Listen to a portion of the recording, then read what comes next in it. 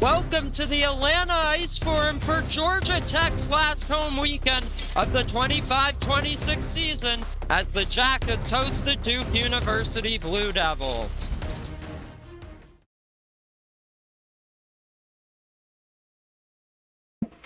Hello everybody and welcome back to the Georgia Tech Hockey YouTube channel. I'm Sterling Caligeris, back with Patrick Sharp. Second broadcast in your career. Pleasure to be back. Well, everybody, the season is approaching a bit of a close. We haven't really talked about this before, but this is my last year as a student here at Tech. Wanted to make sure we could get you in for one more broadcast before we end out the era. Yeah, it really has been a great year for Sterling. I mean, I'm sure everybody at home has liked it so far. I think Sterling's done a great job this year, and hopefully we can get him a good send-off this weekend. Oh, thank you so much. We want to do the same for you. Also celebrate your career a little bit. It's senior night tomorrow. You are a senior. So we'll do a little bit of that along the way as well. But we're here to broadcast some hockey first Absolutely. and foremost. Georgia Tech taking on Duke after a really tough loss to KSU last weekend. It was a packed out ice forum. Could you just speak a little bit to the effect it might have on you as a player playing in front of such a great environment? Yeah, I will say, whenever this ice forum gets packed, even though it's a few hundred people, maybe no more than 300, it still sounds so loud. One of the loudest places I've ever been in when everybody's moving. So I'm really happy that they get to play in front of a fan base like that tonight. So we'll see how it goes. Well, it was absolutely electric. We're hoping for more of that here tonight. Tech taking on Duke in a battle that has big implications on the ACC playoff race. Now, for Georgia Tech, they can win the division this weekend. Honestly, we're not too sure if they need 2 wins or 1. But if they win the division, they would get a first-round bye in the ACC playoffs. Why is that so important? Winning the ACC realistically is the only way Tech's able to qualify for the AAU national tournament. Now, you got to play in that last year. How was that experience? I think it's really fun. We had it in Florida, Jacksonville, Florida, so I'm sure it's something the boys want to go back to this year. Now, for Duke on the other side of the sheet, they're battling for an ACC playoff spot. They sit 12th in the conference. The top 12 teams out of 14 make it. They're in 12th with 4 points. George Mason has 3. Princeton has 2. So they're going to look to get some more insurance points here this weekend. Now, in terms of the actual matchup, a couple key players we want to talk about. For Georgia Tech, Rowan Agarwal back in the lineup has 4 points in his first 4 collegiate games. How about that out of a defenseman? Yeah, absolutely. And I think that the last time I was here, I got to commentate his first collegiate goal, so it's really fun to see. And happy to see him out there again, and hopefully he can make some magic happen. Of course, as always, Ryan Graff, the starting goaltender. These two teams engaged in quite the recruiting battle last offseason for him. Obviously, he's here at Tech, and we're very happy he's here. But that's an interesting storyline for tonight's matchup. Now, quickly for Duke, how about Jason Sendek, number 14? Absolutely. He's almost a point a game is what I heard. And I also understood that he scored 2 goals and had 1 assist in a 5-4 overtime loss in Virginia during the ACC tournament, which is a little bit of a stat read that Sterling gave me right before the interview. And really, quite honestly, pretty impressive. I mean, those are good numbers that probably show up pretty well for the team. So hope to see him out here tonight. Also keep an eye out for defenseman Lewis Lapham, who just had 2 goals in Duke's most recent game at Appalachian State. We'll step aside here for a second as Puck Drop coming up right next. Thank you all for tuning in.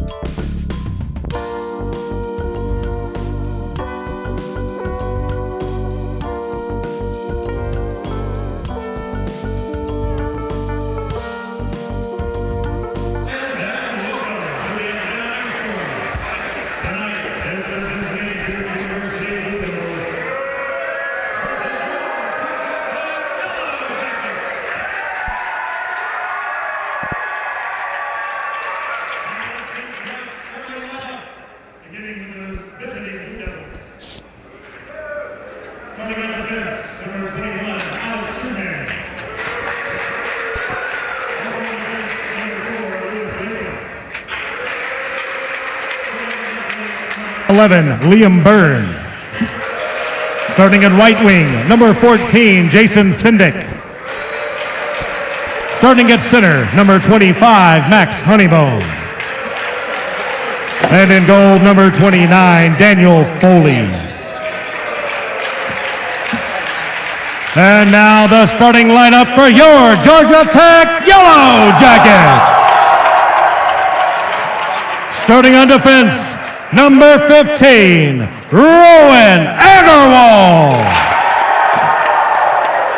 Also on defense, number 19, Levi Miller. Starting at left wing, number 25, Jack Gawley. Starting at right wing, number 13, Keegan Goodell.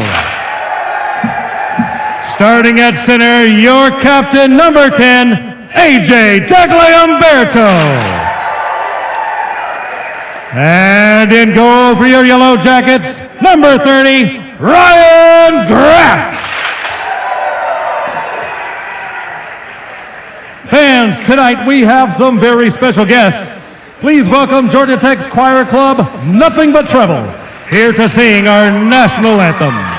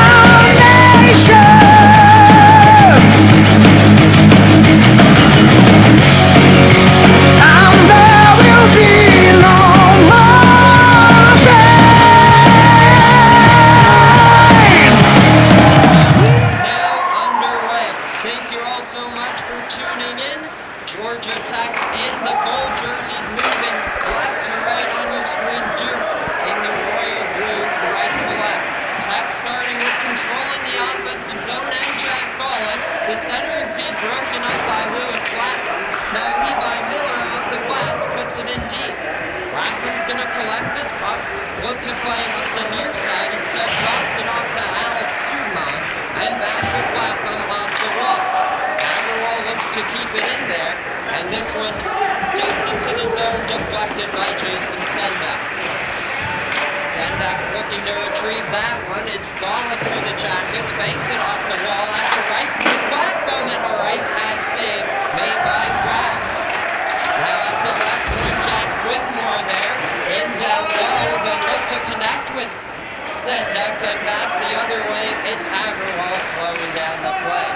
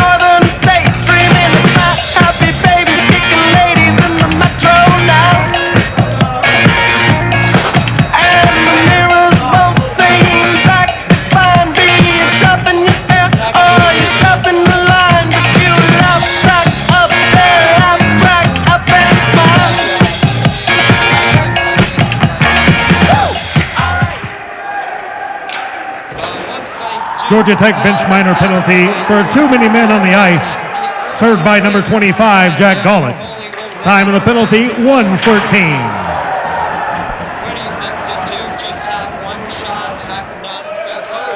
I have to agree. I just realized I'm supposed to keep track of the shots. Here we go for this Duke power play. A minute 30 left on it as Tech got a couple of early clears. They look to break it out here. And a couple of weaves from Kevin Dugan. Dugan slows up. Here's a one-timer blocker to side on Miller there. Tech looks for another clear. Miller takes it in momentarily and a short-handed ball. Ethan Miller on circle and he sailed it wide. Glove side of Foley. Good short-handed ball for Molnar. He's not done yet. The backhand wide of the goal. Very close and a nice short-handed shift for number 22. Duke will stretch it ahead far wing to Alan Chow here, and this one deemed offside.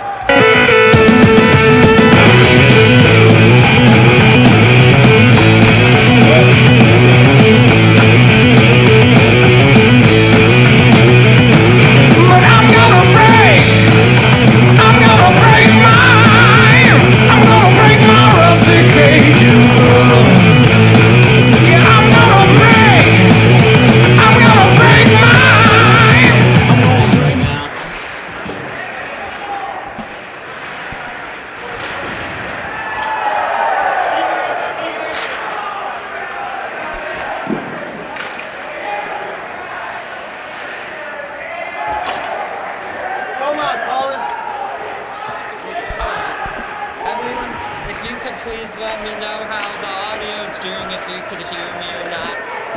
That would be great. So Duke with 20 seconds left on the man advantage. They get it to the right point with Sendak there. This one going to be cleared by McLean Boyd. That was a fantastic effort from Liam Byrne to keep it in, but it's Chambliss with Peschner driving. Tape to tape, doesn't get a shot away. That will kill the Duke Yellow Jackets, full strength. And it's Andrew Zhang right. Truly a bit of a disappointing power play from Duke there. That's something where they probably would have accomplished a lot more than what they did. They got a couple of nice looks, but honestly, Georgia Tech had the better ones with even more short-handed. That's on streaming that news. Yeah, that's going to be a thing. Through the penalty kill, which I think power play. Absolutely. We'll see how they respond to that 5 on the side here. It's definitely Alberto to take the ball. It's Brett. This time run by Duke. And they'll look to send it ahead. Back in Tech's control with Lee and now Miller. Jack Golick will look for Goodell. It's Dudley Alberto instead. Left circle drops it off here. Golick looking to corral it. Ends up below the goal line. For Duke, it's Luke Brandon. Has no play at tape there with his winger, and now a little chance for Harry Pratt. Skating with that puck is Alex Singh. Tries the toe drag and look to split through the defense. Back with GT for now, and now at the line shot, one-timer there. I ain't never been the same. You don't know why I can be a good boy. When I'm racing wrong, 'cause I wanna make it. Someday, $1 million baby. I ain't never been the same. You don't know why I can be a good boy. When I'm racing wrong, 'cause I wanna make it.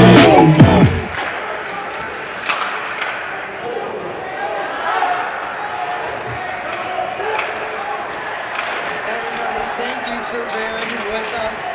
Having some difficulties, and as of now, we don't have anyone manning either corner camera. Oh, wait, we actually do. Look at that. Who's there? I think that's Andy Oldham's dad, Chris, helping us out. So thank you so much. All right, Duke in the offensive zone, going down. There is Alan Chow, and the puck available, and a couple players skates. They look to work it towards the net, regrouped by Joshua Lee, and sent ahead towards Greg Stecker, but there's a penalty behind the play.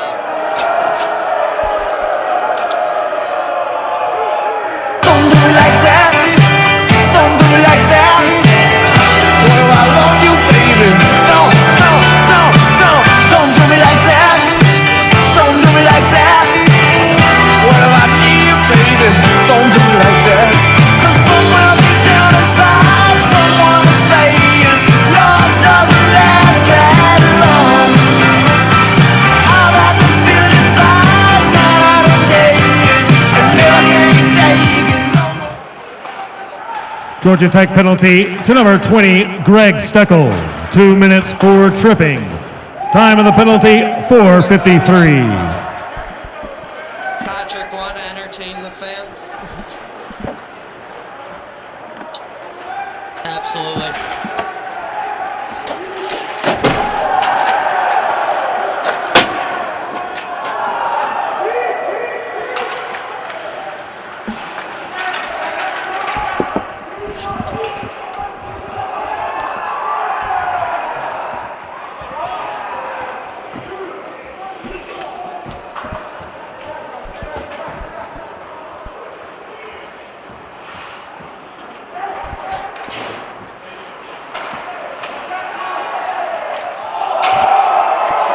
Well, a good move by Colin there to get the puck out.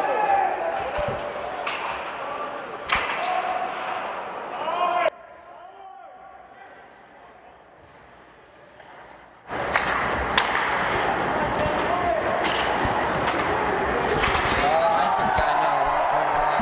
All right, let's see if this is better. Thank you for your help, Patrick. 13:45 remaining here. I'll update the clock at the break. Duke's got 34 seconds left on a power play. They get it to Sunman, and now right point Lapham. His shot deflected wide as Braden King and now Jack Golick look for the clear. It's Golick shorthanded, one-on-one here for number 25, a little deep, trying to work around Alex Sunman, but nice defensive work with 10 seconds left on the power play. This one deemed an icing. It's just one of those It's not. days where you don't wanna wake up. Really bad. Everybody sucks. You don't really know why, but you wanna justify.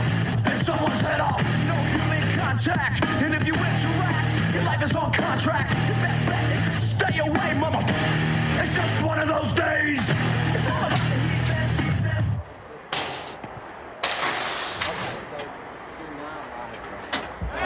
Yellow Jackets, full strength. I'm not really able to watch the game. I'm busy doing this. I'll get someone for the third quarter. Yeah. This is bad. Is it okay, or should I try and mix this? No, I figured it out now, but I'm just not good good at it. You can't do this and then also do commentary. I just, no, I'm not even doing it for trials. I'm getting frustrated. I'll get something for the Yeah, and I can barely even see the damn thing. It's too high up. It's like corner setting.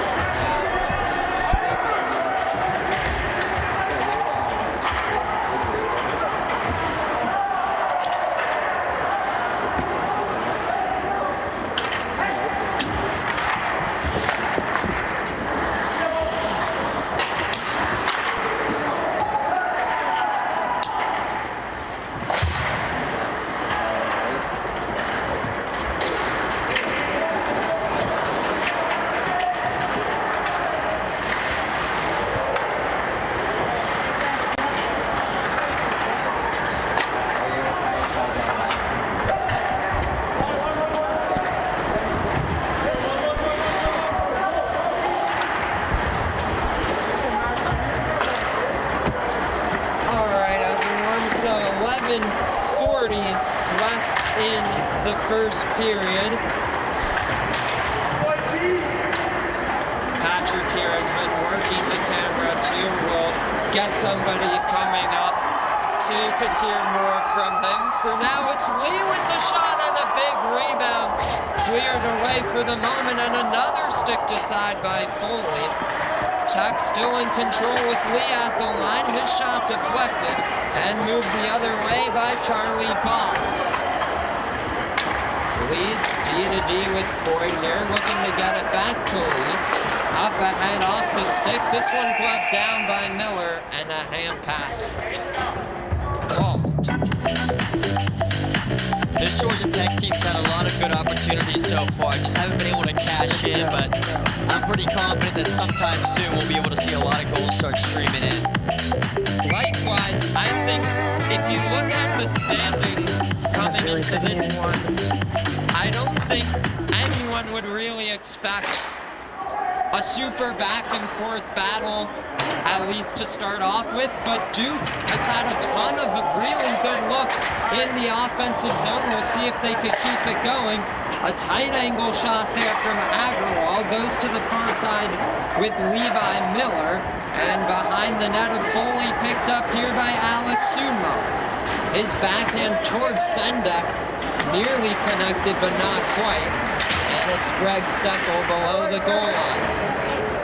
Will connect with Levi Miller. Miller going for a skate far wing, dishes it ahead. Agrawal joining the rush as Connolly driving. His shot wide of the goal. Teschner looking to test Foley, who passes it well. My phone like I'm locked up non-stop. From the plane to the helicopter, yeah. Cops pulling up like I'm giving drugs. Nah. I'm a pop star, not a doctor.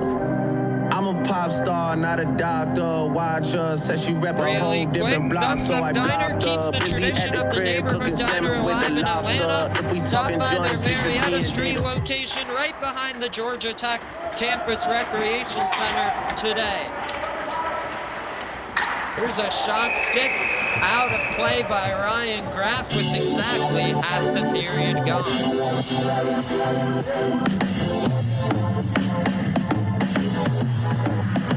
Yeah, we talk about it every single game. Amazing partners, Thumbs Up Diner is, if you go, I'm not sure if it's up exactly now, but should be within the next week or so. What a weird bounce that was. You can find a Georgia Tech jersey at Thumbs Up, signed by all the players. Yeah, it is quite nice. I think it was a very special gift to give Thumbs Up. And yeah, very happy to have them as our partners. They've been with us this whole time ever since last season. Really helped us out with growing the product, so thank you, of course. There's a big chance that one, they score!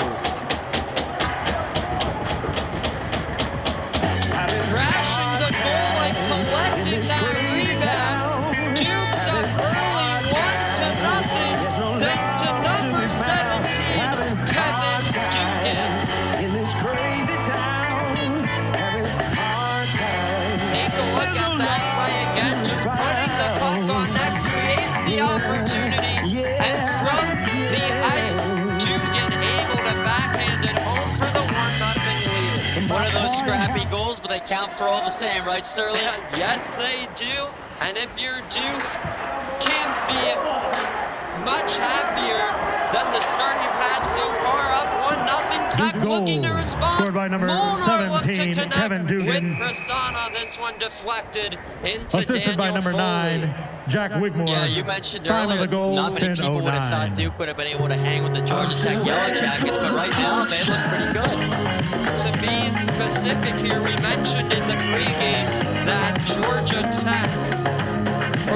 that Duke had 4 points in the standings. Georgia Tech currently sitting at 18. So a big difference there, but it's Duke up 1-0.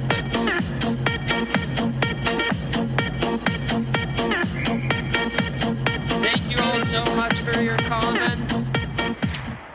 The one on the camera on the defensive zone. Oh, what a move from Jorkus looking to test Foley. Aiden Roy top of the zone. This one deflected and played the other way. Looking to connect there with Daya. But yes, we're a bit understaffed tonight. We have nobody operating that camera. So we hope you enjoy the tight shot of Ryan Brown. Molnar weaving through, looking for the shot. It's Dorcas putting it to the slot as Duke looks to clear with Harry Pratt. And now back the other way with Alex Ben. Here's Daya putting it in deep. Braden King gonna retrieve as he has an option in Dorcas to his right. Duke back on it in the offensive zone. Look to connect with Daya there. Matt Shane looks for the clear and gets it. We're right back in Blue Devils control. Luke Brandon's pass doesn't connect, and that's going to be an icing on the Blue Devils.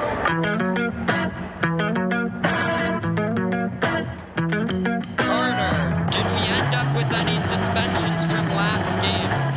The only one who would have been suspended is Greg Steckel, but he's back here tonight.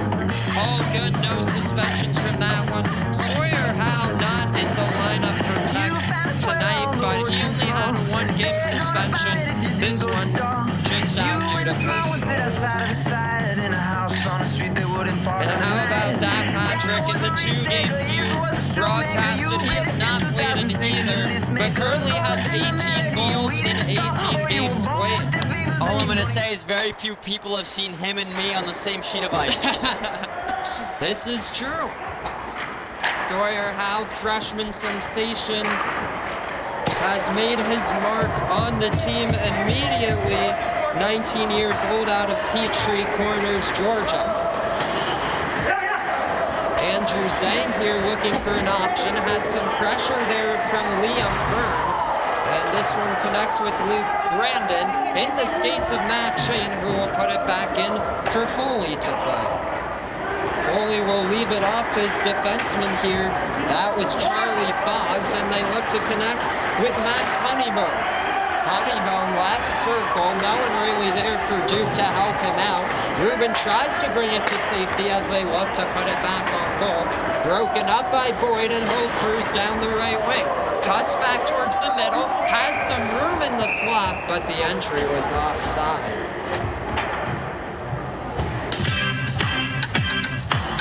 From St. Louis style ribs to legendary mac and cheese, Community Q brings home style barbecue, just a short drive from campus. Swing by or call ahead Wednesday through Sunday from 11 to 8.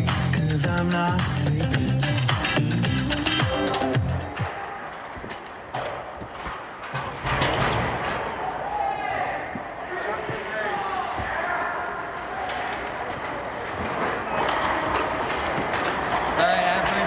Just listening back to the audio. I think we're good, but let me know if it's still too loud.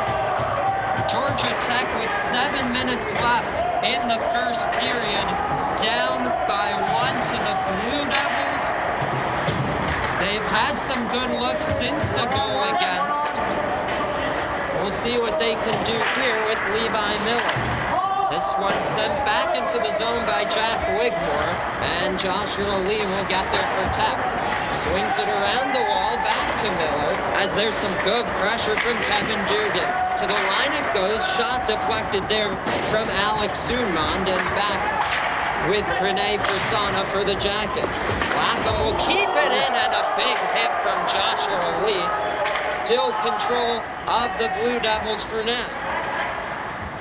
We saw a massive hit from Joshua Lee at the Savannah Hockey Classic against FSU at the end of the first period. He's been laying the body as of late. Absolutely. And after that first rush early in the game, I have to say, I think he's my most standout player of the game so far. Maybe we should give out some stars of the game at the end of it. Sure, I wouldn't be surprised if he makes it as one of them. He was the MVP in that FSU game back in Savannah. Lewis and I on the call there, we did a little bit of voting for that, so that was me a little bit. But yes, he had a phenomenal game. Ethan Molnar draws a penalty there. Good hustle by him. I mean, typically I just would have dropped my stick and gone to the bench, but he drops his stick and he keeps playing and draws a big penalty there. Looks like a trick called on Alex Zek. Yeah, certainly one of those that Duke doesn't want to see happen too frequently, right? A guy without a stick and you still trip him, that's a little bit tough, but the Jackets are now on the power play. We'll see if they can convert here. Molnar's been really showing some creativity this spring when it comes to playing without a stick and still trying to keep control for your team. Doesn't matter for him if he's got a stick or not. He's going to put in the effort, and he's won his team a power play, their first of the game. Absolutely. That guy always works with a lot of magic. Alex Jane. Just wanted to finish the thought. Joshua Lee against FSU. 14:30. 3 assists Your yellow in the Jackets 7-6 are win. on the power MVP play. of that one. And for now, our MVP, I guess, here tonight. Ethan Molnar, right wing, 1:30 to go on the power play. Jack Golick, top of the right circle, curls back here, looks for an option, and Boyd gets it to him, eventually top of the zone. Now left point shot deflected wide into the near corner. Lee will pick it up below the goal line, look to connect with Golick as he'll go down. Colin Dorcas looking to corral it to safety. 2-on-1 battle there with Golick and Dorcas for the Jackets. Golick comes away with it, looks to send it back door. A good breakup of the pass there from Mike Miller. At the right point, that's Boyd, and now Molnar near flank has 2 Blue Devils on him. They work it to the goal line with Golick. Off the ball, that's Boyd at the line as he'll survey, get it back to Golick. Cruises in, top of the zone, on his backhand. Boyd looks for the shooting lane. Dorcas lets it go. Big rebound. That one doesn't go, and Foley has got it covered. Yeah, Foley's been a really step-up player on Duke's side. I mean, I think he saved just every single goal that's faced him, every shot that's faced him, but a lot of tough ones so far this game. You can see there a nice link from Dorcas, created a rebound a la the goal Duke scored, but Daniel Foley has been strong between the pipes to start.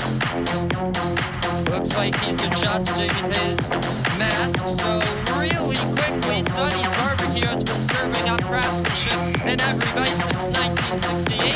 Discover the magic behind their signature slow smoked meats and time-honored barbecue techniques. Tech with 20 seconds left on the power play. In front, a chance for Degli. Umberto doesn't go.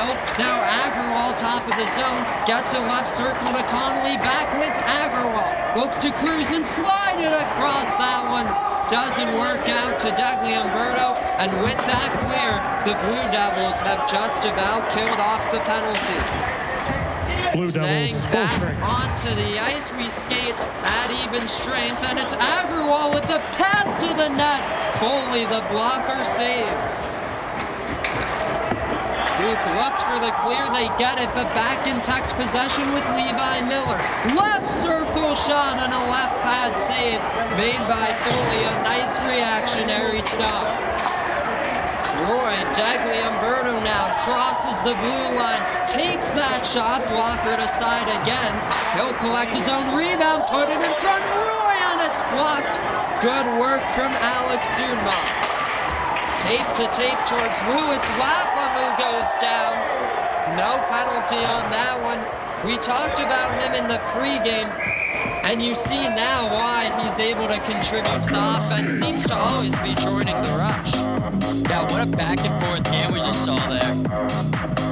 That was really nice work by the Blue Devils. They've earned themselves a face-off in the offensive zone as a result.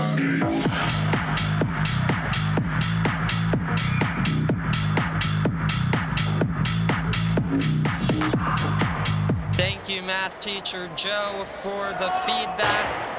Good to see you in the chat as always. Thank you to everyone for tuning in here, and thank you to all the fans who made it out to the ice for him. It's been a really nice atmosphere here tonight as well.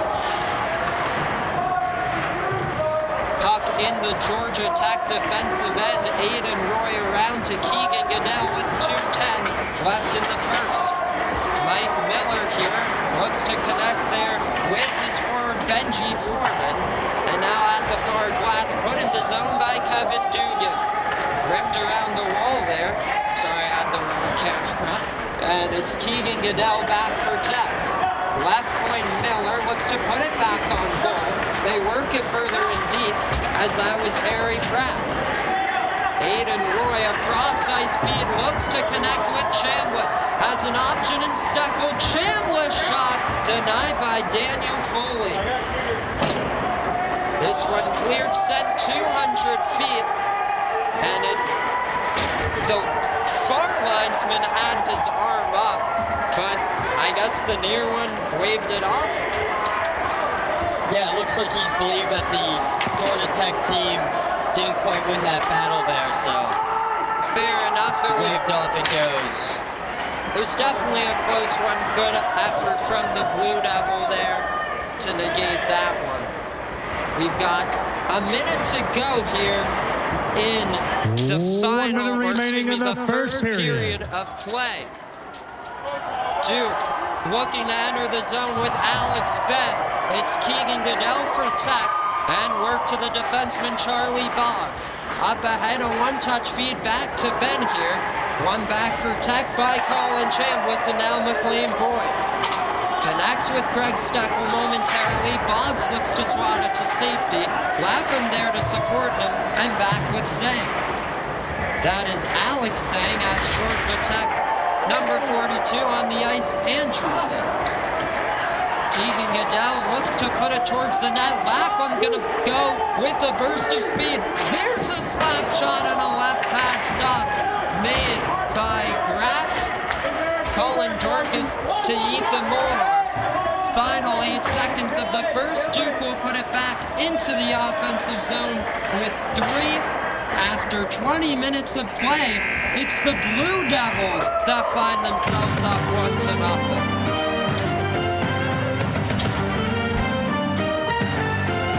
I'm sure the Blue Devils are pretty happy this result, right? They come down from all the way from North Carolina. Certainly you have a few car legs going, and they're able to still loosen up and come out here and come out with a pretty good start to the period. First period shots for the Blue Devils, 7. Your Yellow Jackets, 9. Usually we see these games at around 8 or 8:30. This game time was specifically moved to 9:30 to accommodate their travel, but that hasn't bothered them in the slightest. 20 minutes gone. Before we go, actually we'll do trivia when we come back. We'll see you for the second period. Not long ago, many neighborhoods had their own diner where friends and family comfortably gathered for a fresh breakfast or a cup of coffee. Thumbs Up Diner keeps that tradition alive in Atlanta, blending an urban atmosphere with friendly service for a relaxing breakfast and lunch experience. Whether you enjoy their homemade golden biscuits or famous skillet heaps, Thumbs Up welcomes you with diner favorites at prices that always hit the spot. The diner would love to welcome every Georgia Tech student, family member, and fan, so come on down to their convenient location just behind the campus recreation center. For a taste of Southern comfort and classic diner charm, visit Thumbs Up Diner today for a meal that'll leave you smiling and giving a big thumbs up. Craving real home-style barbecue that's just a short drive from campus?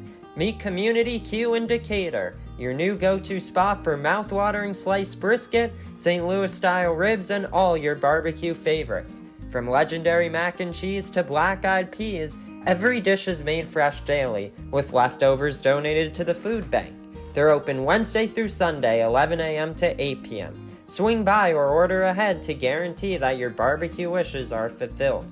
Want to mix it up for your next GT Club meeting or tailgate? Community Q's Catering has you covered, starting at just $15 per person for 2 meats, 2 sides, buns, sauce, and utensils. Community Q, always a cut above the rest.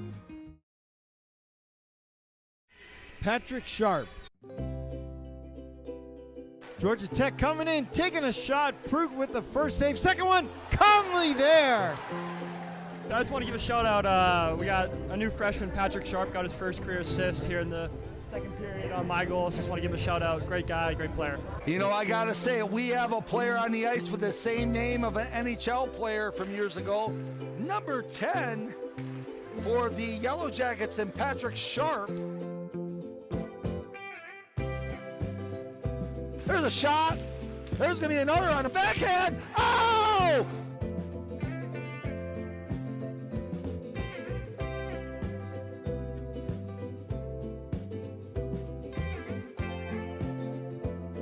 Sharp in the corner, moves it to Missouri, right in the slot, they score! That would be one Patrick Sharp assisting the Degli Umberto goal. A very nice assist, worked very hard to get that one. You know, it was a great time. I know Patrick Sharp, my good friend, and I, before the game, we shared just a happy moment in warm-ups, just messing around. So, you know, it's things like that you remember. You know, as I started my broadcasting career last year, he was always there for me to have my back. Just a fantastic teammate and an even better friend. Alright, not prepared for this one, but thank you guys for everything. I'm really glad to be out here. This has been a great opportunity to play some more hockey, and I wouldn't imagine another team to do it with. Thank you guys.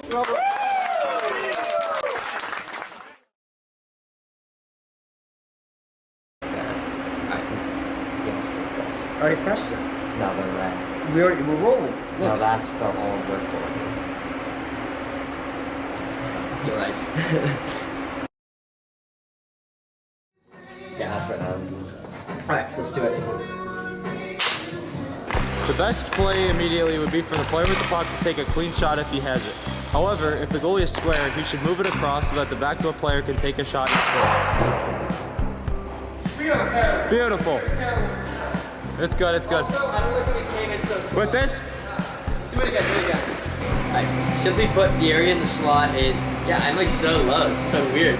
I'm not used to talking like down. Alright. Alright, get set. Are we doing the same thing? Yeah. Yes, yeah, I'll say it to you. Am I just gonna say nothing? I just don't have live, just stand there. Right. Don't say anything.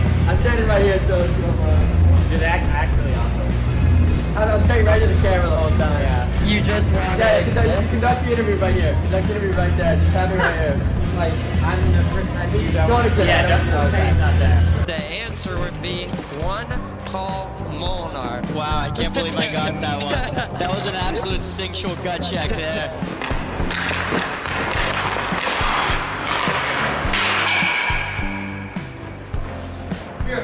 Alright, that's good.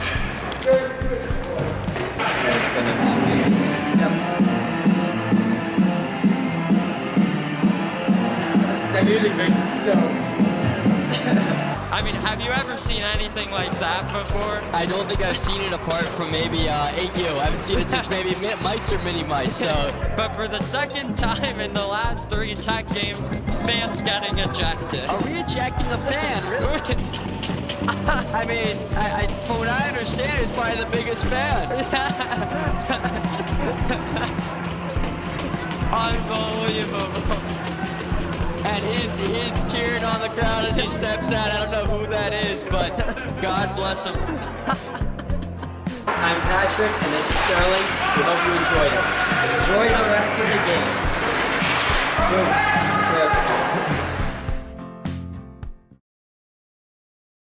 Welcome to the first edition of Broadcast Breakdown, where we're going to be delving into some terminology you may hear during a GT hockey broadcast, with the hope that we can teach you something new and maybe have some fun along the way. First word we're talking about is one I use quite often, the back door. Has Mazur behind him, gets around Herman, through it, back door, they score! Generally speaking, the back door is the area opposite of where the puck is at that very moment. So if the puck is on the right side, the back door is going to be on that left post of the net. Oh, what a move by Augustine. Has a man back door save, rebound, scores! Behind me is what is known as a 2-on-0 situation. Player 1 has the puck and should ideally look to beat the goalie if he has a clean shot. However, if the goalie is playing him square, he should move it across to the weak side player so that he can take a clean shot on goal. I like to think that when you're coming down the ice with the puck, it's almost like walking to the house. As you're making eye contact with the goalie and as you're that first man with the puck, you're basically like walking in through the front door. Now, this is pretty tough, right? There's always going to be a tough lock on the front door. But if you start looking at the back door, that opposite post where the goalie isn't watching, and hopefully you have a guy there, you're going to be able to pass it right to him and sneak in through that unlocked back door. Steven, you scored your first collegiate goal by driving to the back door on an odd man rush. What's your thought process in that situation, and how did it feel to put the puck in the back of the net? Yeah, it's obviously a very good feeling. You know, in that situation, you just work as hard to get to the back post. You know, at that situation, it's very easy to be lazy and stay up high, but you put in that extra effort. And I remember on that goal, I was telling myself, like, I know Keshner has the puck going wide, right? I was just telling myself, you know, just push to the net. I can beat the defenseman because I'm faster than him. And then it was a good pass and an easy tap in, so it's a good play all around. It was very well executed. Goal number 1 in the collegiate career of Stephen Howe. So now from the defensive side, suppose you're defending a 2-on-1, Aiden. What's your general game plan to prevent a goal from being scored? Usually play the pass to start. I like to give Jerm the shot. I have confidence in my goalie, but if it gets closer to the center of the net, I'll try and poke at it and try and make a move or something. But it's a 2-on-1 for FSU. Skip back door, what a break up there by Ryan Peacock. If you have any terms you'd like us to break down next time, just drop it in the chat below and we'll try to break them down for you. For now, enjoy the rest of the game. All right, I'm Patrick and Sterling, and we're signing off. Back for Kotian, Hildrum left circle, across for Dorcas, he scores!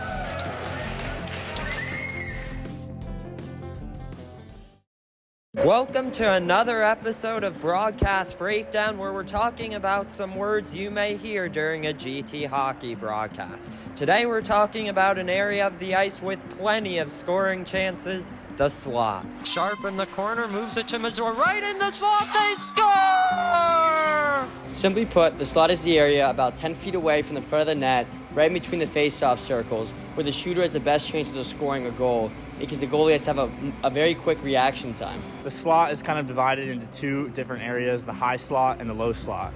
The low slot kind of covers this area in between both the face-off dots and under the hashes to the crease. This is a good area to tip pucks, get rebounds, kind of get some of those cheeky goals on net.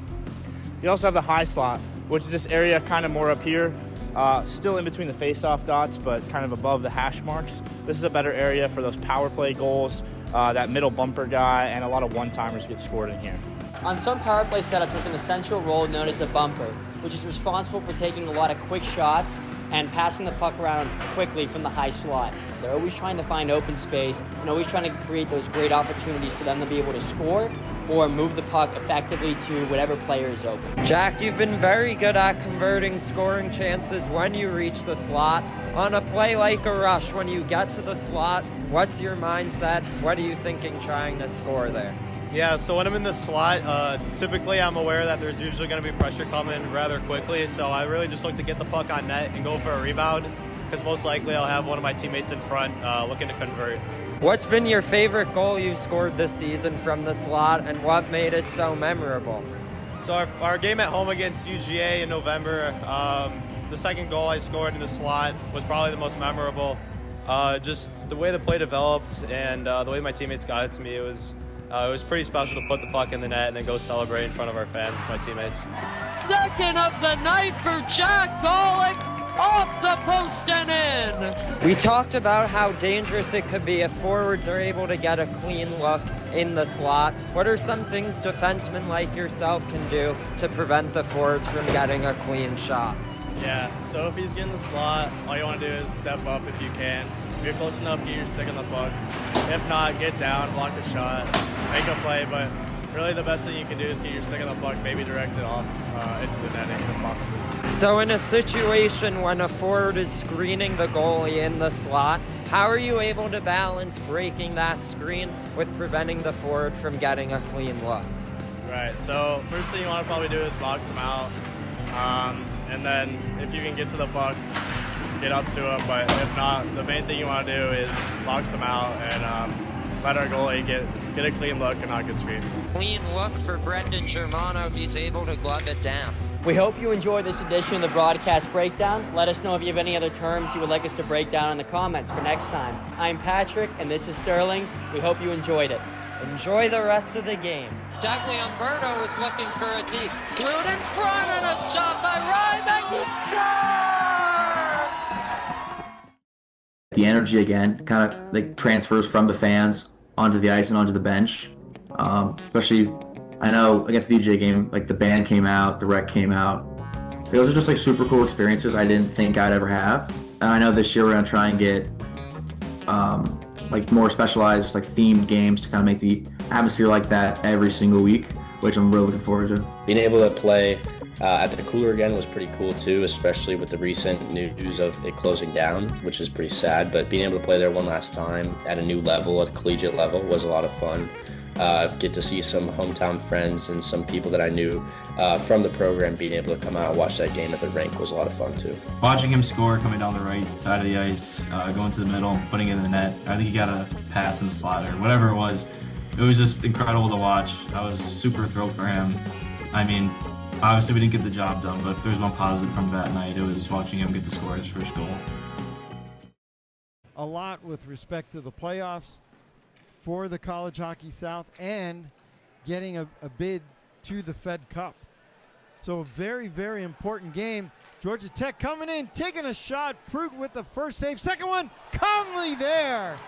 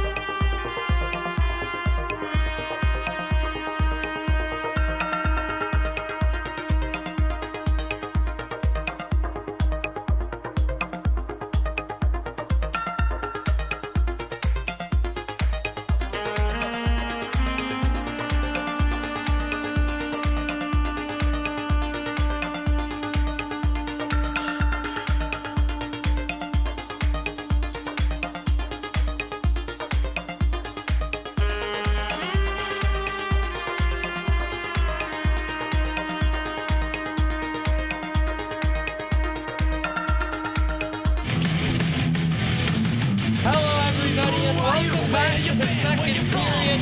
Georgia Tech taking on Duke.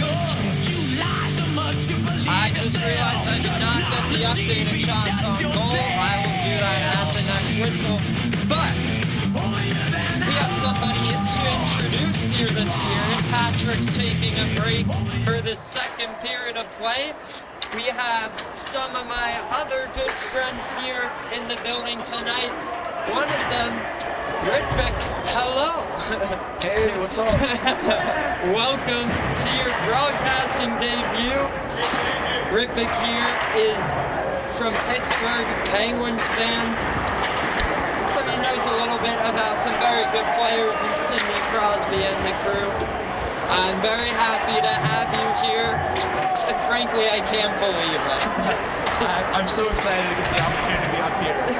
It's been amazing watching you do all these broadcasts for so long. Oh, thank you so much. You've been a terrific supporter. I really appreciate it on the outdoor game. That was a special one on ESPN+. I remember your awesome Instagram story about that. Made me feel very good. Even though I only got to call East Carolina goals, it was still a pretty fun moment for me. But for now, we've got a 1-0 Duke lead. There's an icing. And so let me take this chance to quickly get shots on goal.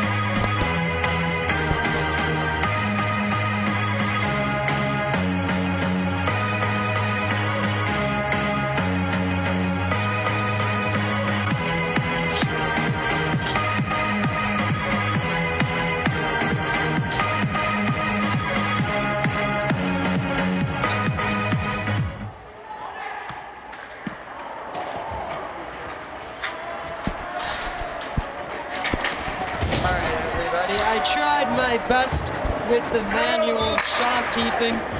Wait, actually I did really well. It was 7-9 in favor of Tech.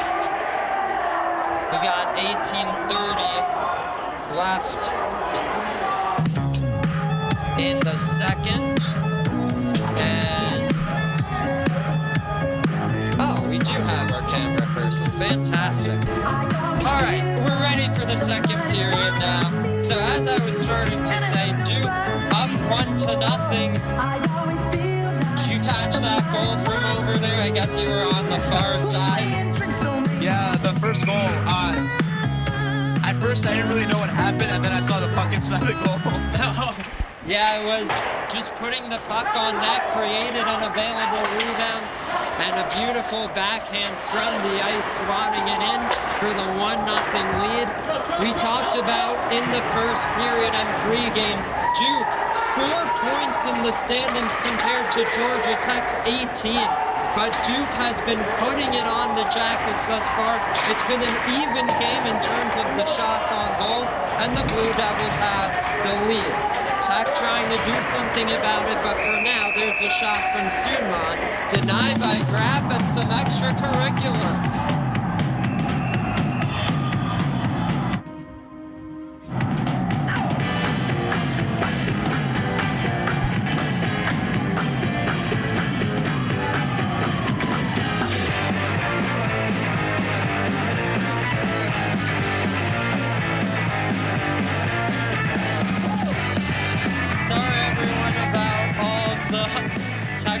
Difficulties. We tried fixing some settings from last week. I guess that has presented problems in itself, but let me know if the audio is clear. Now the fans just chanted goodbye, but I don't see anyone in the box. No one got suspended. I was looking at my laptop, so no idea. These fans seem to be very passionate today. Oh yeah, Steckel's shot denied by Foley. The rebound picked up by Zhang, and back the other way with Alex Ben. Tight angle shot, that one off the side of the net there, as Georgia Tech looks to keep the pressure going with Keshner. Below the goal line, a centering feed pops into neutral ice, and now Graff gonna play it in his own end. But hopefully you can hear the crowd, because unfortunately you could not on last week's broadcast. But the fans are riled up here tonight. It's created a very nice atmosphere. Of course, last weekend was unforgettable. Kennesaw State walked into this building, escaped with a 4-1 win thanks to a 3-goal third period. Tech looking to break it out here. Steckel on the near wing. Looks to drive to the net. Cuts to the slot. The backhand. Scores!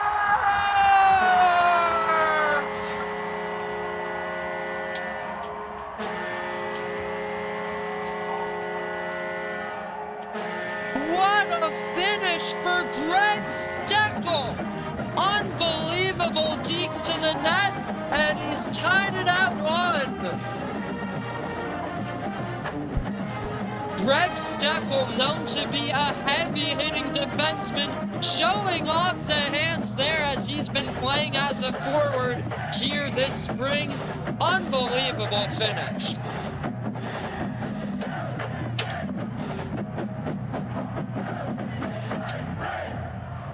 Yellow Jackets Let's goal. get the call Scored from by number Blake. 20, Greg Steckel. Assisted by number 27, Sean Connolly. Time of the goal, 3:20. So you heard there, Steckel with the goal, the transfer from the University of Georgia. It's his 8th goal and 9th point of the season in 21 games played. Quite impressive for a defenseman. Now Duke looking to respond here with 16 minutes to go. It's McLean Boyd connecting with Matt Shane. Duke moves it to the defenseman, and now ahead with Jason Sendek. It's Sendek far circle, looks to put it in front. Nothing doing there. Some good pressure, and we've got a penalty behind the play. An interference call, I believe, on Colin Chambliss. Yeah, absolutely, as he looks not so happy right in front of us.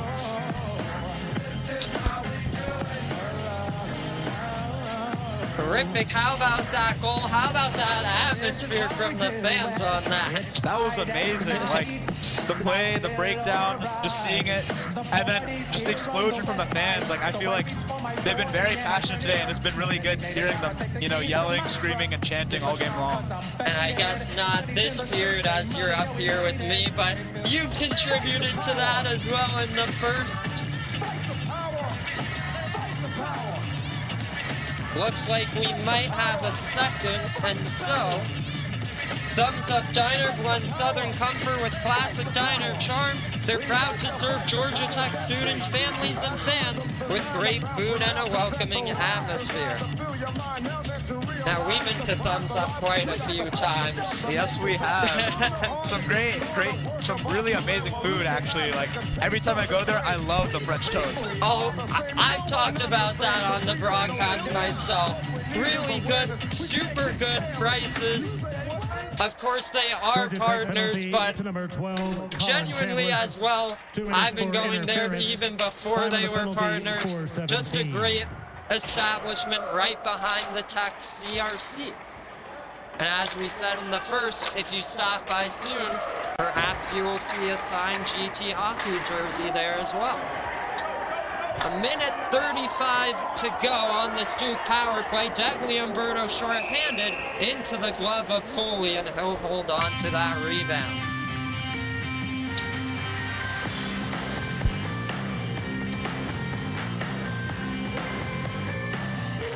Community Q in Decatur offers authentic barbecue, always a cut above. Come hungry, Yellow Jacket fans, and share the flavor with family and friends. So a good shorthanded rush for the captain there, AJ Umberto. The referees.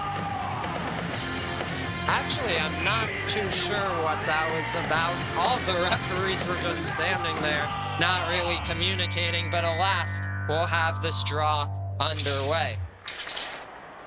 Umberto wins it, looks to stick it towards the net. Foley will steer it aside, and it's Louis Lapam behind his own goal. Or excuse me, Lapham. Sudmond across ice feed. It connects there with Alan Chow. Right circle, gonna curl back and look for an option. Top of the zone, it's Sudman. A minute 08 left on the power play. Left circle, slides it across. Levi Miller looks for the clear. That one unable to be held in by Chow as he'll look to regain entry. In the slot, give and go. Chow just sailed it high. What a chance that was.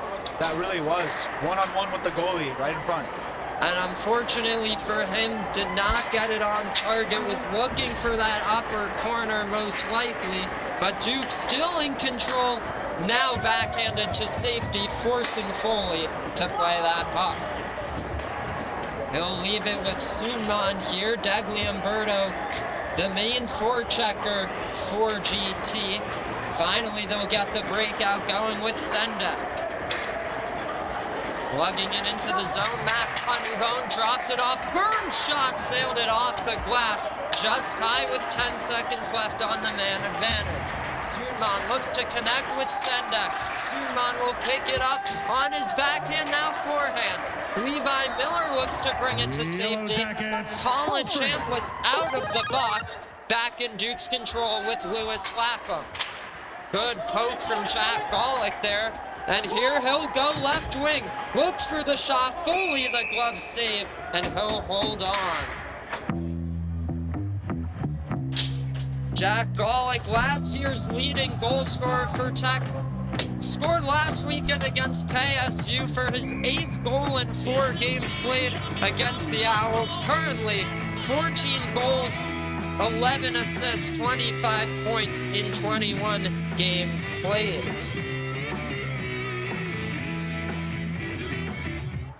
And we introduced you to Jack Rippick. How is that seeing him do well out on the ice?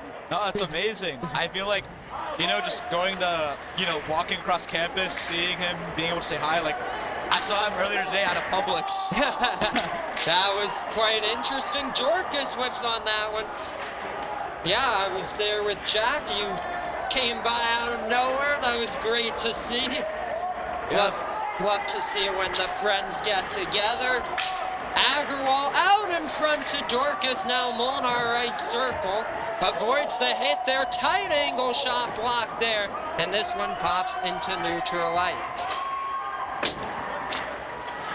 But yes, I know Jack really loves all the support from everyone. Love seeing you. It was a very fun situation today. There's a feed backdoor looking for Golick. That one from King broken up there by, I was going to say Molnar. That's the Jackets 22. Braden King gets it for Tech as there's a big hit with both parties going down. At the left point, there's a shot deflected just wide. That was Mike Miller taking the initial shot. Golick will get it to Molnar. A cross-ice feed. Dorcas works around the defenseman and Miller. Staying with it at the right point. A hit from Miller on the back. No call, though. Tech will keep it in with Golick. Now Duke's control. Luke Brandon sails it ahead. This one all the way down for an icing. Taste the tradition at Sonny's Barbecue, where every bite is crafted in-house every day. With family bundles and kids eat free days, Sonny's makes it easy to fuel your crew all season long.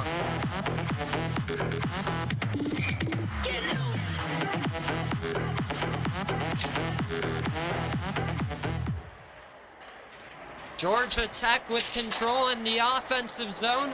Here's a little move from Connolly looking to drive the goal. Ends up with Andrew Zhang backhanding it to Aiden Roy. Chips it ahead near wing. Steckel wanted to get a piece of that one. The linesman last second waved off the icing there, as I guess they did say Steckel did get a piece of it. Duke looking to break it out from their own end here. There's some work from Max Honeybone, and the feed give and go right back to him. Keschner looking ahead, this one broken up, and it's Andrew Zhang has an option in Roy. Instead, he'll cut it back to the far wing. There's the cross-ice feed to Greg Steckel, skates with it up the near side and puts it in deep. Foley gonna play this one. Has a man around the wall in Jack Wigmore, and now at the far wing back with Tech. This one is Charlie Boggs, and now Wigmore looking to get it out. He does for now. There's some good pressure as Wigmore looks to dig it to safety. Has a man up ahead in Alan Chow, but it's won back by Sean Connolly.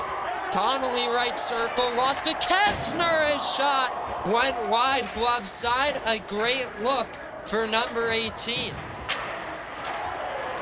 We've seen a lot more offensive zone opportunities for Georgia Tech in this middle frame.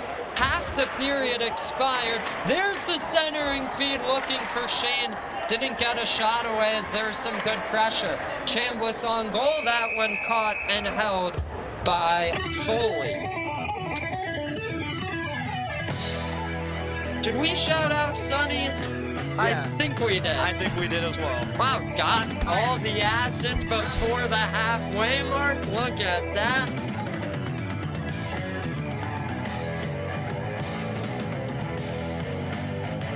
Thank you all so much for your comments. Hello, Dad. Great to see you. Thanks to my family for tuning in and your support as always. Mr. Miller as well. Carter, hope you're feeling better. Great to see you in the chat. McLean Boyd left point, gets it to Chambliss, looks for the backdoor feed and a great sliding block by Honeybone. Chambliss and Rubin there for Tech. It's gonna be Boggs and I believe Honeybone. There's some extracurriculars ensuing. You gotta keep them separated. Daniel Foley gets in the mix as well. We don't usually see that out of goaltenders. I guess there was some incidental contact along the way that incited that one. Now, lots of people love to watch this sport due to the extracurriculars and all the feistiness.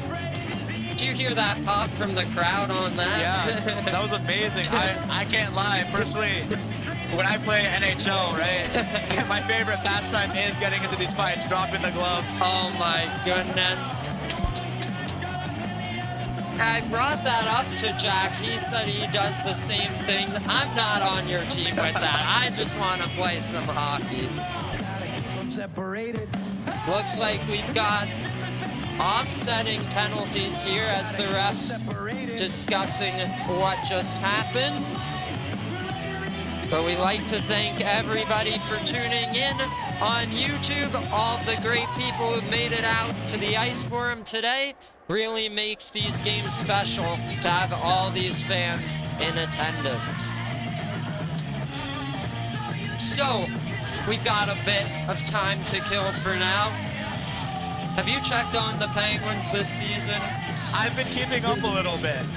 You know, the Steelers, not so well, you know, Pirates, so Penguins have been my go-to team for the past few years. And I know they've been winning a lot of games with a good goal margin recently, so I've been pretty excited about them. Oh, they have been very hot, which scares me as a divisional rival fan. We just saw Colin Chambliss get thrown out of the game. Looks like they're going to be doing the same for Max Honeybone as well. Both players were sent to the box, and after further discussion, their nights are done. We'll get the call from Blake soon enough to figure out exactly what that call was. Now, there is a Georgia Tech power play listed on the board. In the box is Alex Ben. So, interesting situation that they get one more Duke penalty than Georgia Tech, but Tech will take it as it's their second of the night as compared to Duke's 3 already. A big opportunity here to continue to test Foley, who's been very strong between the pipes thus far. Colin Dorcas to take this opening draw of the power play. And the linesman will say, let's do it again. Dorcas against Sendek. Both very productive playmakers for both teams. Power play underway here. McLean Boyd, top of the zone, takes a shot through traffic, blocked in front. As Boyd's gonna get right back to his own puck. Goal line, Golick back for Boyd. Walks the line and it's Lee. Give and go with Boyd. Right back to Lee, right point now. Hit shot, big rebound available. Foley got enough of that one though. It's Dorcas at the far flank. Now Lee, left point with Boyd as he bobbled that pass. Golick near side, goes down, draws a trip.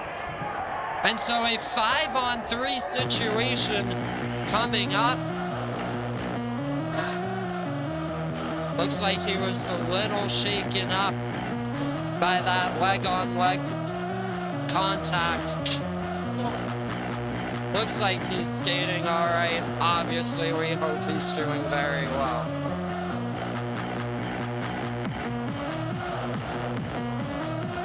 All I'm gonna say is, it'd be very fun if you could hear the crowd right now. Hopefully, my settings are not broken. Yeah.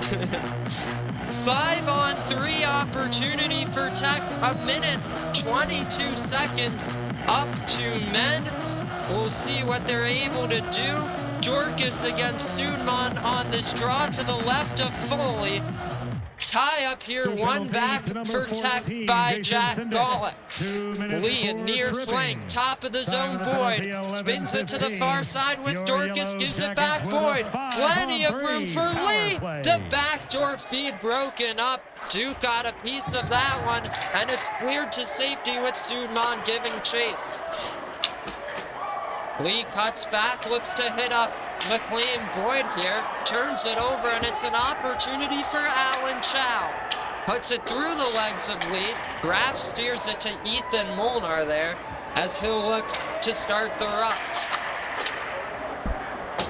Plays it near side, Joshua Lee, 38 seconds of 5-on-3 time remain. Molnar in the slot, looks for the shooting lane, that one turned over to Chow and cleared to safety once more. Dorcas with 25 left on the 5-on-3, Lee into the zone at the far wing. Gonna reverse to the near side now, has Boyd top of the zone, they'll reverse positions. Boyd left point, Lee looking for that lane. Dorcas sends it to the bumper, and Molnar now Boyd. His shot goes wide, looks to score. Colin Dorcas, the 5-on-3 goal, sneaks it by Foley, and it's 2-1.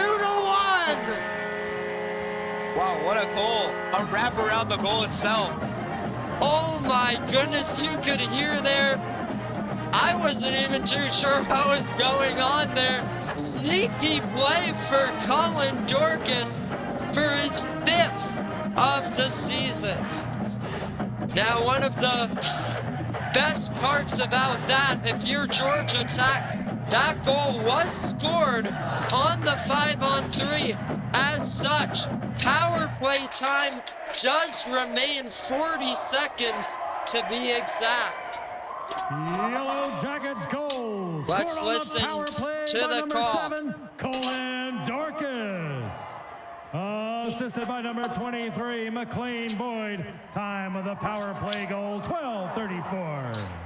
So there you have it. That's Colin Dorcas.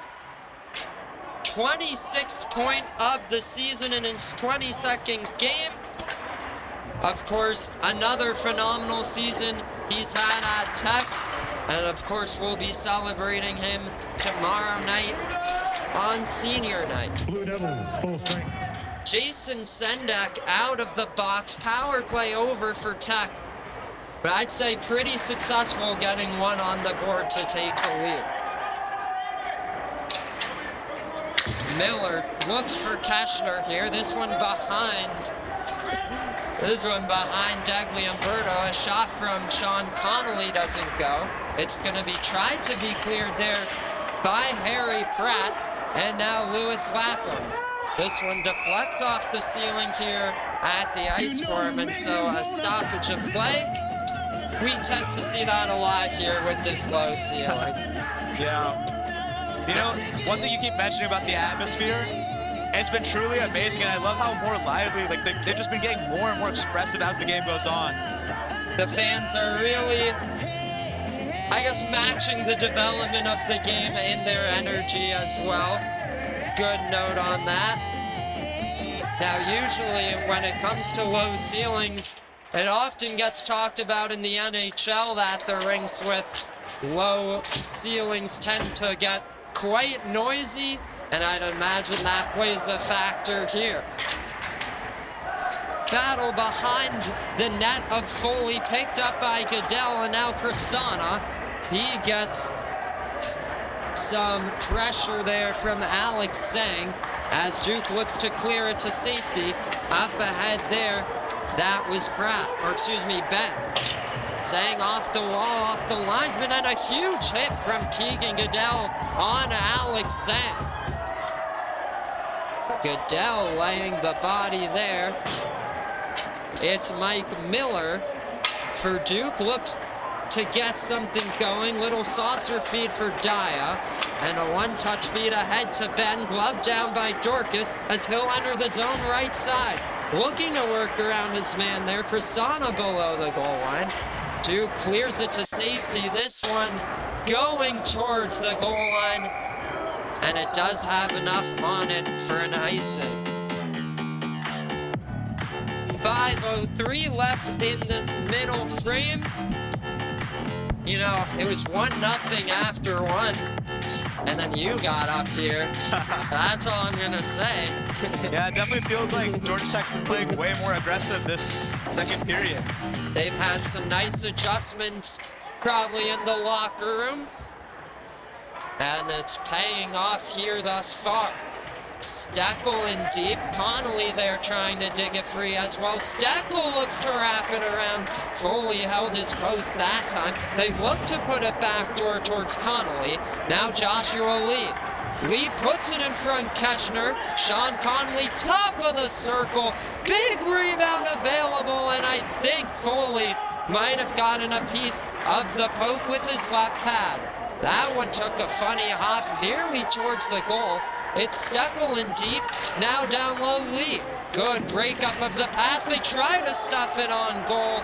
Foley held his ground, and the Blue Devils look to bring it the other way, but back with Sean Connolly. Luke Brandon here, ahead, slugging that puck and chipping it into the near corner is Alex Ben. Joshua Lee. Kevin Dugan, F1 there for Duke. Sean Connolly into the zone, looking to get it by his man, Luke Brandon. This pass from Sudman off the leg of his intended target. Boyd chips it on goal. Directed to safety by Foley there. As Steckel looks to lay the body, it's lugged the other way by Sudman, and now Byrne. Liam Byrne's shot sticked aside by Graff. As Duke looking to test the Tech netminder a bit more in the second period after the play's been in their end most of the time. They look to stuff it, trying to cross the goal line. The referee blew that one dead before it crossed the red line, and so Georgia Tech escapes for now. Motorsport, put that thing in sports. Shot it bad, pop it like a court. We talked about it in the pregame. Ryan Graff has been Georgia Tech's goaltender this season. First-year player here at Tech. Last spring was a massive recruiting battle between these two teams. He was just about set to commit to Duke, but Coach Colin Roberts and the rest of the staff snagged him at the last second. And of course, he's been everything and more for Tech between the pipes this season. We have a Duke power play coming up. Biblically accurate sandwich. No, please stay here. We love your support. Here's a shot denied by Graff as he saw it all the way. 4 seconds into the power play, we'll redo the same situation. Dagliamberto there to take it for Tech against Pratt for Duke. This one took a funny hop right by Sunman, and it's going to be played Georgia by Tech Foley right back to him. McLean Boyd, 2 minutes for 10 minutes expired on the power play. Sunman crosses the red, now the blue. Left circle looks to drive to the net, and Graff pokes that one. They look to put it back in front. That one went just wide there. Duke really crashing the goal in these most recent minutes. A feed to the bumper broken up. Rowan Agarwal, a 3-on-1 short-handed rush. Agarwal looks for the backdoor feed. Dagliamberto off the side of the goal. Good work by Foley to cut off the angle. How about that? A 3-on-1 rush, short-handed for Tech. Duke looking to put it back in the zone as they are the ones up a body. Another clear for Tech though. Sunman rims it around. Molnar there for Tech. Looks to cut it in front. The backhand denied. That one stayed out. The referee saw it from the goal line. Georgia Tech with some crazy looks. A breakaway. Shot and score!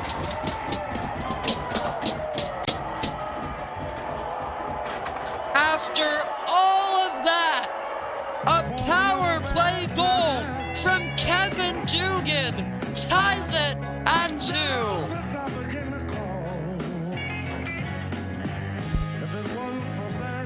Georgia Tech with so many shorthanded opportunities, and yet just one breakdown leading to a breakaway. Dugan probably had his eyes on that top corner the whole way, made absolutely no mistake, and it's 2-2.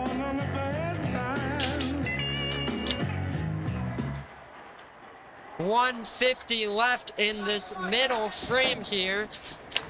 Duke goal scored on the power play by number 10. What a great second period it's been. 14, Let's see how it ends. Dorcas's drop pass ends up with McLean Boyd here, and they'll get it near wing. Boyd just flips it into the far corner. That one might have been icing, but Foley elected to play it. Now Cullen Dorcas will get it to Lee as he'll cut it back. There's some pressure there from Boggs. Molnar at the goal line looking to wrap it around perhaps. There's a backhand denied by Foley on Golick. And a nice couple saves there. 1:06 left in the second. And so the period's almost up. What did you make of this experience? Oh, it's been an amazing experience. The game's been so tight, and they're going back and forth, trading shots. They're keeping it very competitive, so it's very enjoyable. Some great hockey here tonight. Hockey night at Georgia Tech. The last Friday night matchup of the regular season. Tech wins this draw, works it to Leroy Point, was looking for a deflection, ends up with Tessin Daya. Golick looks to keep it in the zone, but a good poke check there from Duke. Lugging it the other way, that's Alex Sang, but Golick knocks him off the puck as he'll curl back and look for an option. We'll work it up the far wing as he looks to turn on the Jets. There's a shot from the right circle, whiffed on it. Dorcas on the backhand, chips it to Boyd. Plenty of room, Foley the save, the rebound wide from Molnar as he had an open cage, the net dislodged. What a look, we'll see if we could catch that one on replay. McLean Boyd just cruising in, generates that rebound. Molnar had the open net. As you saw, the desperation save attempt from Foley just could not put it on target. 25 left in the second.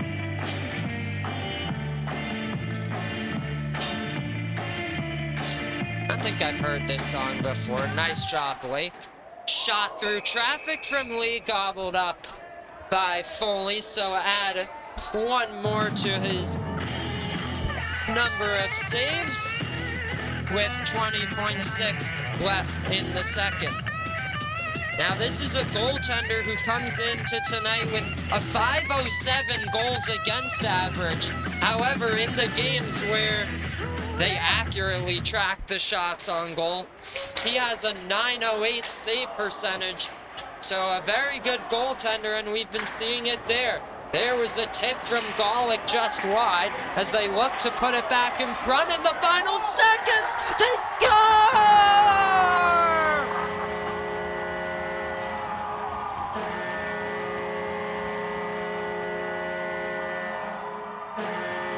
Ethan Molnar with 3.8 left in the second restores the GT lead. And this is why it's so important to keep putting pucks on net, creating those rebound opportunities. Molnar, the senior, right before senior day, deposits it, and it's 3-2 after 40 minutes. Hey, you as a fan got to see one goal. What do we have, 4 in that second? Wow, it was amazing. What an end as well. Dude, I could feel my heart tensing up. I'm like, oh my God, what's going on? 1956. Well, Georgia Tech up 3-2 after 2.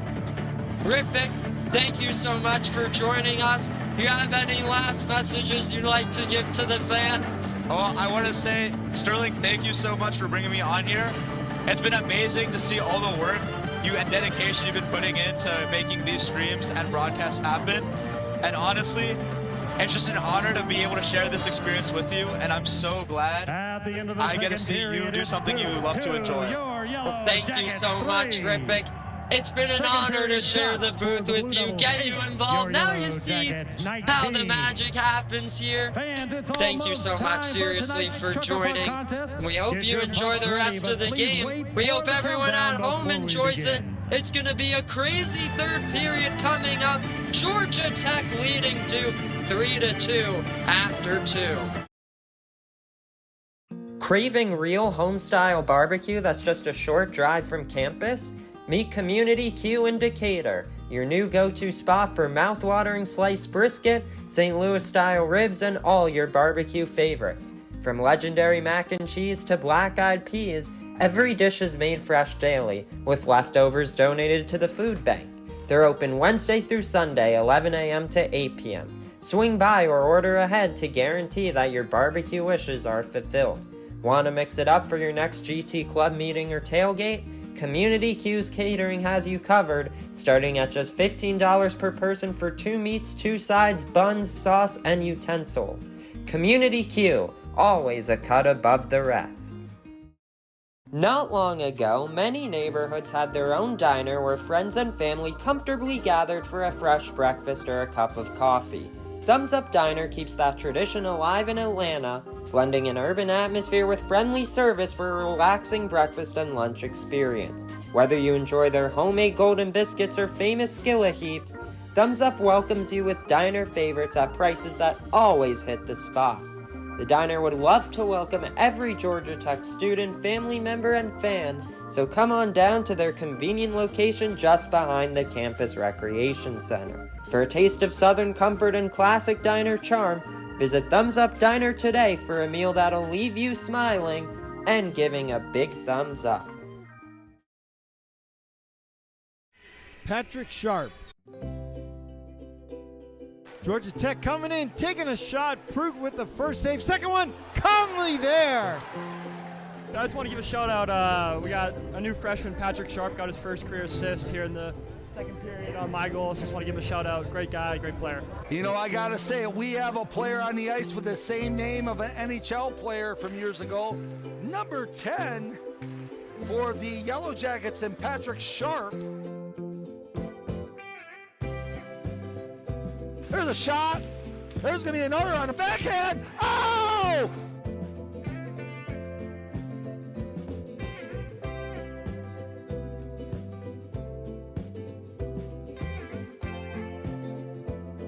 Sharp in the corner, moves it to Missouri, right in the slot, they score!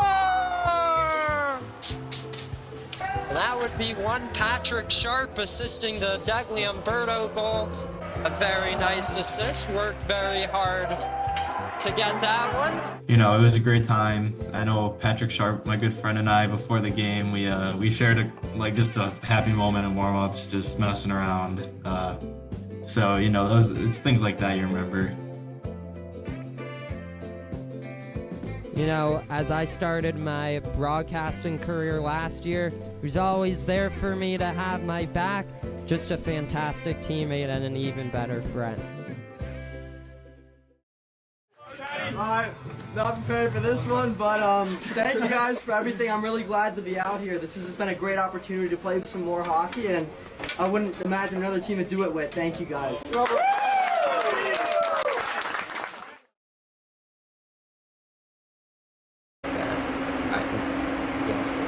Already pressed it.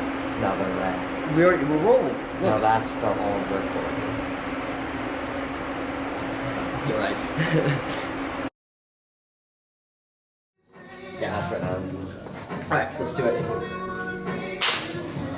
The best play immediately would be for the player with the puck to take a clean shot if he has it. However, if the goalie is square, he should move it across so that the backdoor player can take a shot and score. Beautiful. It's good, it's good. Also, I don't know if we came in so slow. With this? Do it again. I simply put the area in the slot is, yeah, I'm like so low. It's so weird. I'm not used to talking like that. Alright. Alright, get set. Are we doing the same thing? Yeah. Yeah, I'll say that to you. Am I just gonna say nothing? I just don't not live, just stand there. Don't say anything. I'm standing right here, so if you don't mind. Just act really awkward. I'm saying right to the camera the whole time. Yeah. You just want Yeah, conduct the interview right here. Conduct the interview right there. Just have it right here. Like, I'm gonna pretend you don't. Don't accept Yeah, that. don't say it's not there. The answer would be one Paul Molnar. Wow, I can't believe I got that one. That was an absolute instinctual gut check there.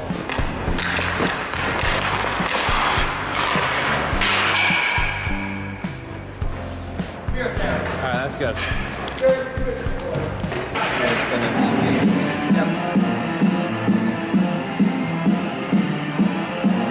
That music makes it so. I mean, have you ever seen anything like that before? I don't think I've seen it apart from maybe AQ. I haven't seen it since maybe mites or mini mites. So, But for the second time in the last 3 Tech games, fans getting ejected. are we ejecting a fan? Really? I mean, from what I understand, it's probably the biggest fan. Unbelievable. And he's cheering on the crowd as he steps out. I don't know who that is, but God bless him. I'm Patrick, and this is Sterling. We hope you enjoy it. Enjoy the rest of the game.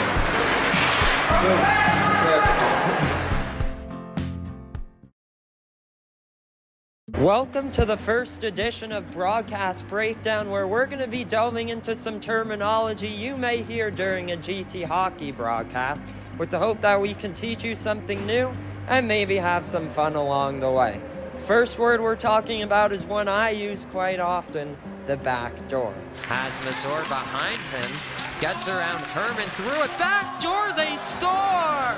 Generally speaking, the back door is the area opposite of where the puck is at that very moment. So if the puck is on the right side, the back door is going to be on that left post of the net. Oh, what a move by Augustine, has a man back door save, rebound, scores! Behind me is what is known as a 2-on-0 situation. Player 1 has the puck and should ideally look to beat the goalie if he has a clean shot. However, if the goalie is playing him square, he should move it across to the weak side player so that he can take a clean shot on goal. I like to think that when you're coming down the ice with the puck, it's almost like walking to the house. As you're making eye contact with the goalie and as you're that first man with the puck, you're basically like walking in through the front door. Now, this is pretty tough, right? There's always going to be a tough lock on the front door. But if you start looking at the back door, that opposite post where the goalie isn't watching, and hopefully you have a guy there, you're going to be able to pass it right to him and sneak in through that unlocked back door. Steven, you scored your first collegiate goal by driving to the back door on an odd man rush. What's your thought process in that situation, and how did it feel to put the puck in the back of the net? Yeah, it's obviously a very good feeling. You know, in that situation, you just work as hard to get to the back post. You know, at that situation, it's very easy to be lazy and stay up high, but you put in that extra effort. And I remember on that goal, I was telling myself, like, I know Keshner has the puck going wide, right? I was just telling myself, you know, just push to the net. I can beat the defenseman because I'm faster than him. And then it was a good pass and an easy tap in, so it's a good play all around. It's very well executed. Goal number 1 in the collegiate career of Stephen Howe. So now from the defensive side, suppose you're defending a 2-on-1, Aiden. What's your general game plan to prevent a goal from being scored? I'll usually play the pass to start. I like to give Germ the shot. I have confidence in my goalie. But if it gets closer to the center of the net, I'll try and poke at it and try and make a move or something. But it's a 2-on-1 for FSU. Skip back door, what a break up there by Ryan Peacock. If you have any terms you'd like us to break down next time, just drop it in the chat below and we'll try to break them down for you.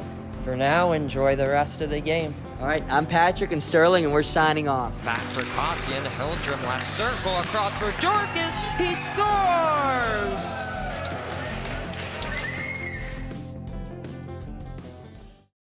Welcome to another episode of Broadcast Breakdown, where we're talking about some words you may hear during a GT hockey broadcast. Today we're talking about an area of the ice with plenty of scoring chances, the slot. Sharp in the corner, moves it to Mazur, right in the slot, they score! Simply put, the slot is the area about 10 feet away from the front of the net right in between the face-off circles, where the shooter has the best chances of scoring a goal, because the goalie has to have a very quick reaction time. The slot is kind of divided into two different areas, the high slot and the low slot. The low slot kind of covers this area in between both the face-off dots and under the hashes to the crease. This is a good area to tip pucks, get rebounds, kind of get some of those cheeky goals on net. You also have the high slot, which is this area kind of more up here, still in between the face-off dots, but kind of above the hash marks. This is a better area for those power play goals, that middle bumper guy, and a lot of one-timers get scored in here. On some power play setups, there's an essential role known as the bumper, which is responsible for taking a lot of quick shots and passing the puck around quickly from the high slot. They're always trying to find open space and always trying to create those great opportunities for them to be able to score or move the puck effectively to whatever player is open. Jack, you've been very good at converting scoring chances when you reach the slot. On a play like a rush, when you get to the slot, what's your mindset? What are you thinking trying to score there? Yeah, so when I'm in the slot, typically I'm aware that there's usually going to be pressure coming rather quickly, so I really just look to get the puck on net and go for a rebound, because most likely I'll have one of my teammates in front looking to convert. What's been your favorite goal you've scored this season from the slot, and what made it so memorable? So our game at home against UGA in November, the second goal I scored in the slot was probably the most memorable. Just the way the play developed and the way my teammates got it to me, it was pretty special to put the puck in the net and then go celebrate in front of our fans with my teammates. Second of the night for Jack Golick, off the post and in. We talked about how dangerous it could be if forwards are able to get a clean look in the slot. What are some things defensemen like yourself can do to prevent the forwards from getting a clean shot? Yeah, so if he's getting the slot, all you want to do is step up if you can. If you're close enough, get your stick on the puck. If not, get down, block a shot, make a play, but really the best thing you can do is get your stick on the puck, maybe direct it off into the netting if possible. So in a situation when a forward is screening the goalie in the slot, how are you able to balance breaking that screen with preventing the forward from getting a clean look? Right, so first thing you want to probably do is box them out, and then if you can get to the puck, get up to him, but if not, the main thing you want to do is box them out and let our goalie get a clean look and not get screened. Clean look for Brendan Germano. He's able to glove it down. We hope you enjoyed this edition of the Broadcast Breakdown. Let us know if you have any other terms you would like us to break down in the comments for next time. I'm Patrick, and this is Sterling. We hope you enjoyed it. Enjoy the rest of the game. Douglas Umberto is looking for a deep. Thrown in front and a stop by Ryback. The energy again kind of like transfers from the fans onto the ice and onto the bench. Especially, I know against the DJ game, like the band came out, the rec came out. Those are just like super cool experiences I didn't think I'd ever have. And I know this year we're gonna try and get like more specialized, like themed games to kind of make the atmosphere like that every single week, which I'm really looking forward to. Being able to play at the Cooler again was pretty cool too, especially with the recent news of it closing down, which is pretty sad, but being able to play there one last time at a new level, at a collegiate level, was a lot of fun. Get to see some hometown friends and some people that I knew from the program being able to come out and watch that game at the rink was a lot of fun too. Watching him score coming down the right side of the ice, going to the middle, putting it in the net. I think he got a pass in the slot or whatever it was. It was just incredible to watch. I was super thrilled for him. I mean, obviously we didn't get the job done, but if there's one positive from that night, it was watching him get to score his first goal. Azor wins the draw. Lee takes a shove. Quite hard rebound. Just wide of the net. I'm not sure if Politis was ready. Sharp in the corner. Moves it to Mazur. Right in the slot. They score!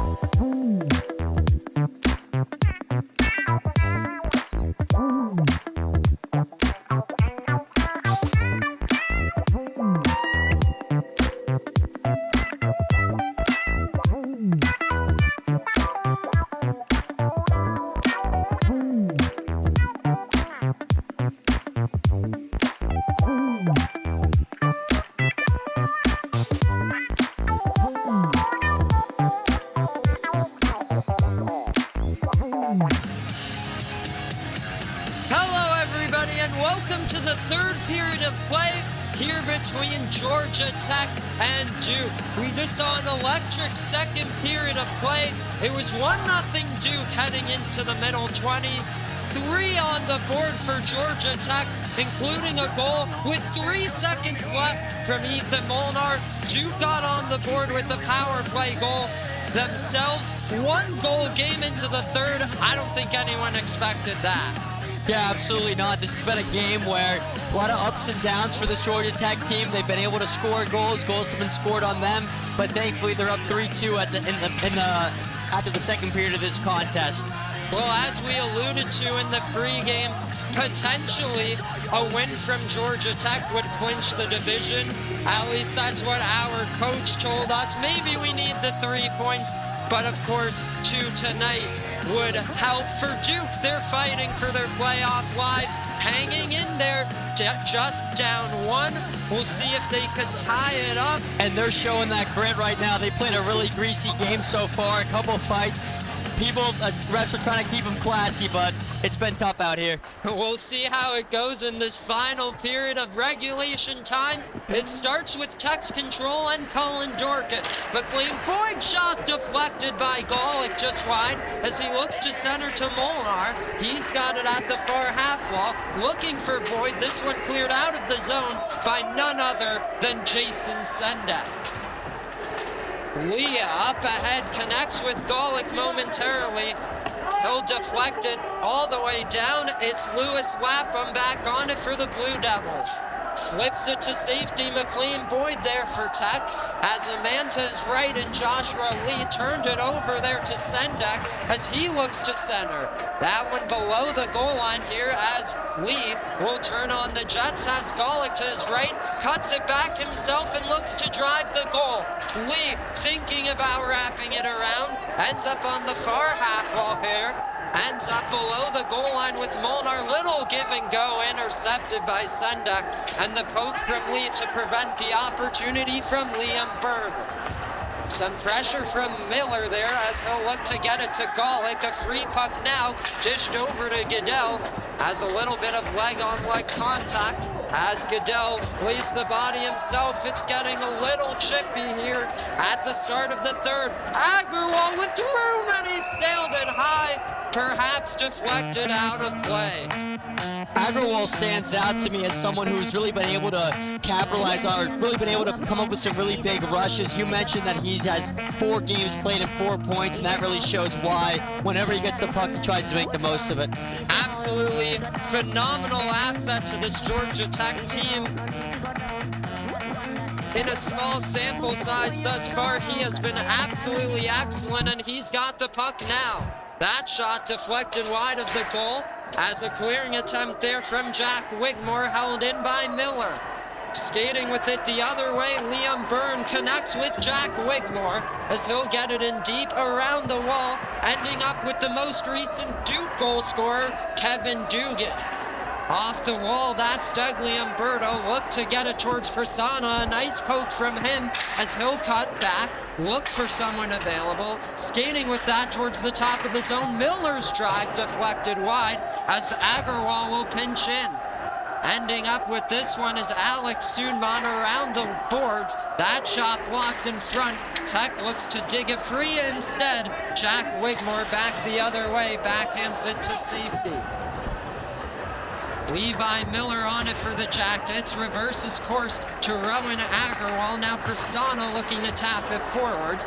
Ends up with Alex Sang in the slot, doesn't get a shot away. Duke still digging for that puck. At the right point, a drive deflected wide by Alan Chow. Ends up at the goal line there with Tessin Daya.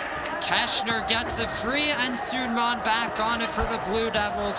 A pass a bit out of the reach of Alex Sang. Put back into the zone there, and it's Graff leaving it to King. And how about this action so far in the third? Steckel ahead, lost it, put back in, that's Charlie Boggs. Levi Miller. Linesman blew that one dead. Is that an icing? It looks as if he's trying to, looks like as if he's trying to call an icing here. I found a little bit of discussion between the linesmen, the head ref stepping in to declare what's going on, and yeah, it is an icing. I thought it was going to be called icing, and they just kept playing for a couple seconds. I think they were just as confused as we were, the fellas in the stripes. Fair enough, fair enough. The draw to the left of Daniel Foley as a result.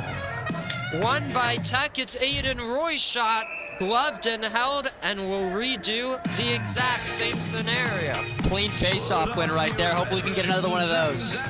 And a nice shot through traffic from Aiden Roy, of course. We saw in that second period, putting the puck on net does not hurt. You can generate some nice rebound opportunities for yourself.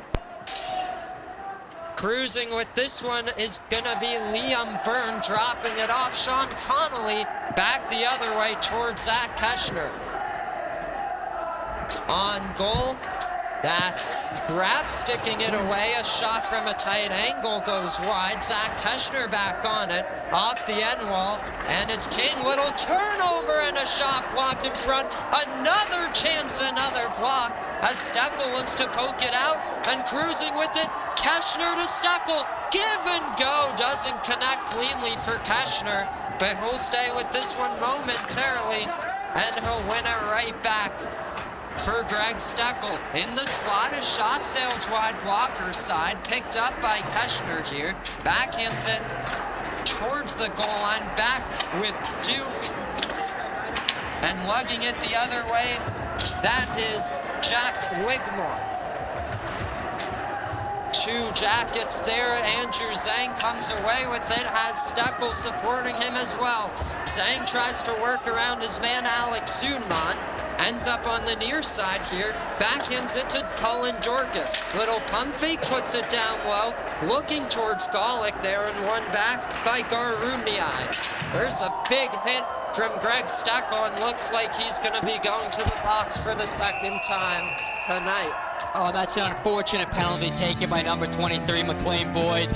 That's certainly not what he wanted to do, but unfortunately his stick ended up a little bit too low and got him on right in the skates. Well, Patrick, I think they had Steckel behind the play, and I do have to agree, I thought they were also going to get Boyd on the extra attacker. I thought he took a penalty himself, but it's just Steckel in the box for now. I must have missed what Steckel did. Wow. It was behind the play. He laid a hit with on a non-puck carrier interference call, I believe. Georgia Tech penalty to number 20, Greg Steckel. I'm certain it was a good call then. Well, it's a critical situation for the Jackets. A need to kill this one for Duke. A little bit of a tough second period after a dominant first. Let's see if they could get the offense going here. Down low, picked up by Dugan. Far corner, works it to the far flank, now right point. Looking to hit up Dugan again, collecting it is Wigmore. Has a man in Lapham, but keeping it in is Sudman. Top of the right circle, that's Chow. That passed a bit too far for Sudman, and it's gonna force Daniel Foley to drop it off to him. Have there been any power play goals? Duke in the second. Duke just icing that puck there. Face-off coming back in their own defensive zone, and really quickly, let's talk about Thumbs Up. Great food, friendly service, and a place that feels like home. That's Thumbs Up Diner. Make your next meal a big thumbs up at their convenient Midtown spot next to Georgia Tech.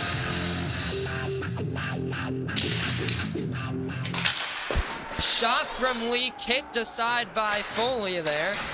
It's Degli Umberto. Again, Tech short-handed, getting some more chances here. Joshua Lee slides it across Boyd. His shot blocked, and a breakaway the other way. Jason Sendek lost an edge as he was going after that one. What a dangerous situation that could have been for Tech. It feels like these power plays are a game of themselves. I mean, they're so active with the puck going back and forth every time. It's hard to tell who's even on the power play with these, but really fun to watch. Well, Tech had some amazing shorthanded chances in the second, but they were pushing a bit too hard for that shorthanded goal. It forced a breakdown defensively and a breakaway for Duke on the power play. Dugan made no mistake, and that's how they have their second of the game. Very true, excellent analysis. Thank you. Community Q indicator, every plate made fresh daily, and leftovers go straight to the food bank. That's barbecue with flavor and with heart. Left point, Miller through traffic, he scores! What a shot by number 69, Miller there. Oh my! And this is somebody who previously, before coming into this game, he has recorded 9 games and 0 goals and 1 assist. And that goal comes at a really big moment. What a shot to go top shelf. Exactly as you said, make it Duke's second power play goal of the night. Yeah, the goalie was there for the task, but sometimes the shot's just too perfect, Sterling.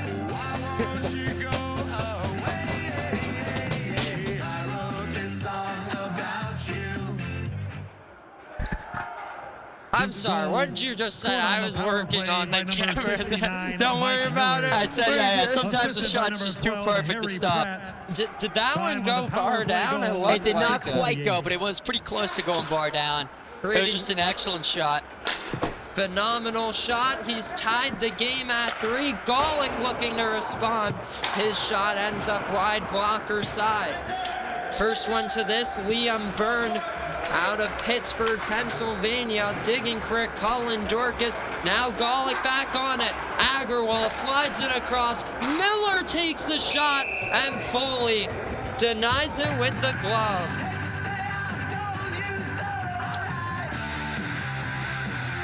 One last read for you. Hungry for more than just one of your barbecue favorites? Sonny's Barbecue's Pitmaster Picks lets you choose 2 to 4 meats, 2 sides, and bread, the perfect way to enjoy the taste of tradition. Thank you, as always, to all of our broadcast partners. Your support has really made these productions possible, so thank you for joining the GT Hockey family. Ethan Molnar tries a little toe drag there around Charlie Boggs. Rowan Agarwal back on it for Tech. Agarwal flips it on goal. Foley steers it aside to the far corner. Dorcas and Molnar engaging in this one. Levi Miller, little drag. Could be an odd man rush, but a nice read from Braden King. King up ahead, Molnar getting to this one is Jack Golick. He'll cruise up the far wing. Golick looks for the shot, blocked in front. Ends up in the slot. The backhand from Dorcas denied by Foley. Dorcas trying to get a couple shimmies there. Looking to wrap it around is Ethan Molnar. Molnar slows up, some pressure from Wigmore. Roy keeps it in, and it's Lapan or Lapham the other way with Wigmore. That one broken up as the backhand feed. Not enough power on that one, and a huge hit. Here we go. Aiden Roy and Alan Chow, and look at this.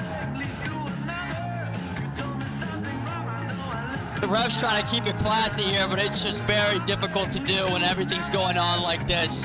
I mean, we had Aiden Roy initially starting that fight by grabbing the other player's neck, and then afterwards we have Eli Rubin jumping in. We have a bunch of players from Duke, and then a few more from the Yellow Jackets, from the boys in the yellow coats. Absolutely chaotic. We said this third period was getting a little scrappy. That's just another level right there. We'll see what they do in terms of discipline here as the referee's having a discussion. It looks like everyone's skating back to the bench, but I doubt some of those fellows are going to stay there for very long. We might have to start warming up the showers. Looks like number 69, after scoring a goal, he decided to not finish out the Gordie Howe hat trick. He just went goal in a fight, and he decided that's his game for now. And honestly, I have to say, not too bad of a game if you ask me. Not too bad for Mike Miller. I believe it's the 3rd ejection of the night, as we saw Chambliss for Tech. And I forget the Duke one, but one Duke representative as well in the second.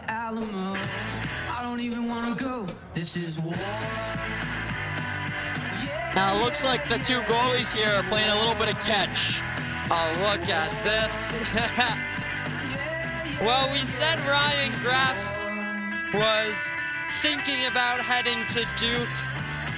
Looks like he's having some fun with them here. Yeah, Foley and Graff just going back and forth, keeping each other warm on this chilly, chilly night.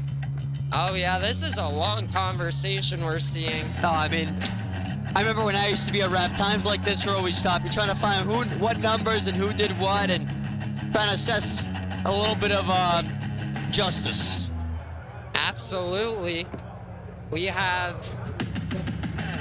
AJ Degliumberto and Keegan Goodell talking to the refs alongside Alex Sudman for Duke. 11:08 to go here in the third. Everybody, thank you so much for your chats. Really entertaining to see you all being engaged here tonight. We know it's a bit of a later game, but thank you for tuning in as always.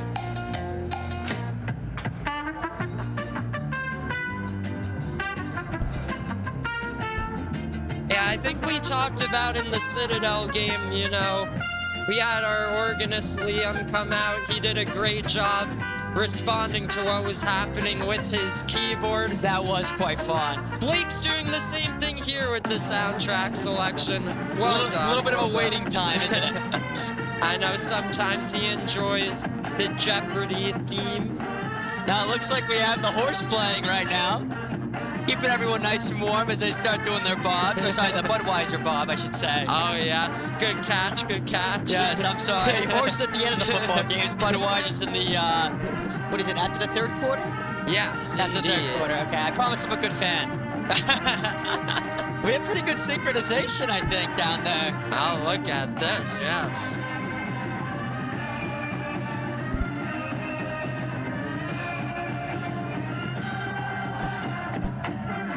I think when I got here freshman year, they were playing it after the second period. But Blake's been doing it in the third the past couple weeks, so we'll take that.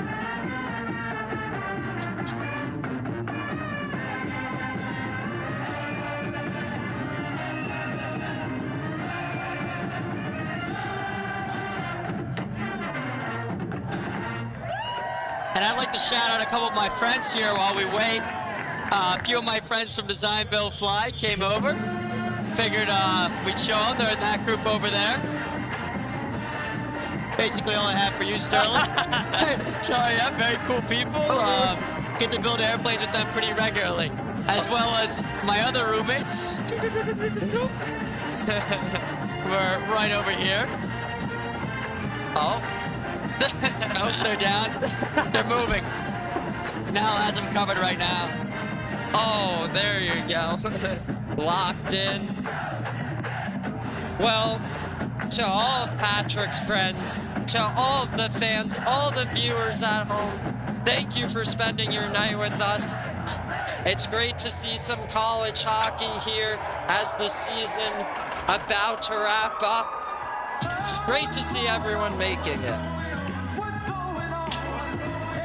Now, I gotta remember from your career, I don't believe you've ever played this Duke team, have you? I have not, and actually, funny enough, I applied early decision to Duke, and I didn't get in, so it's sort of fun. I would have loved to play this Duke team. It would have been really fun, but never got the chance to. Very pretty campus, though. Oh, yeah, I've never toured it or anything, but got some family who Duke alum, kids love Duke. They're watching tonight, so hello to you all. Never been there myself, though. We've seen some good sporting events against them here during our time at college. Oh, absolutely. Though. There have been some really good football games. We got the overtime win, what, freshman year against them? Yes. We got the basketball game knocking off number 7 2 years ago. I know a buddy of mine who didn't get into Duke. He coined the phrase therapeutic when Georgia Tech beat Duke in sports. So I guess, yeah, kind of funny. Well, it's amazing to see remarkable upsets like that here on the ice. Back and forth we go.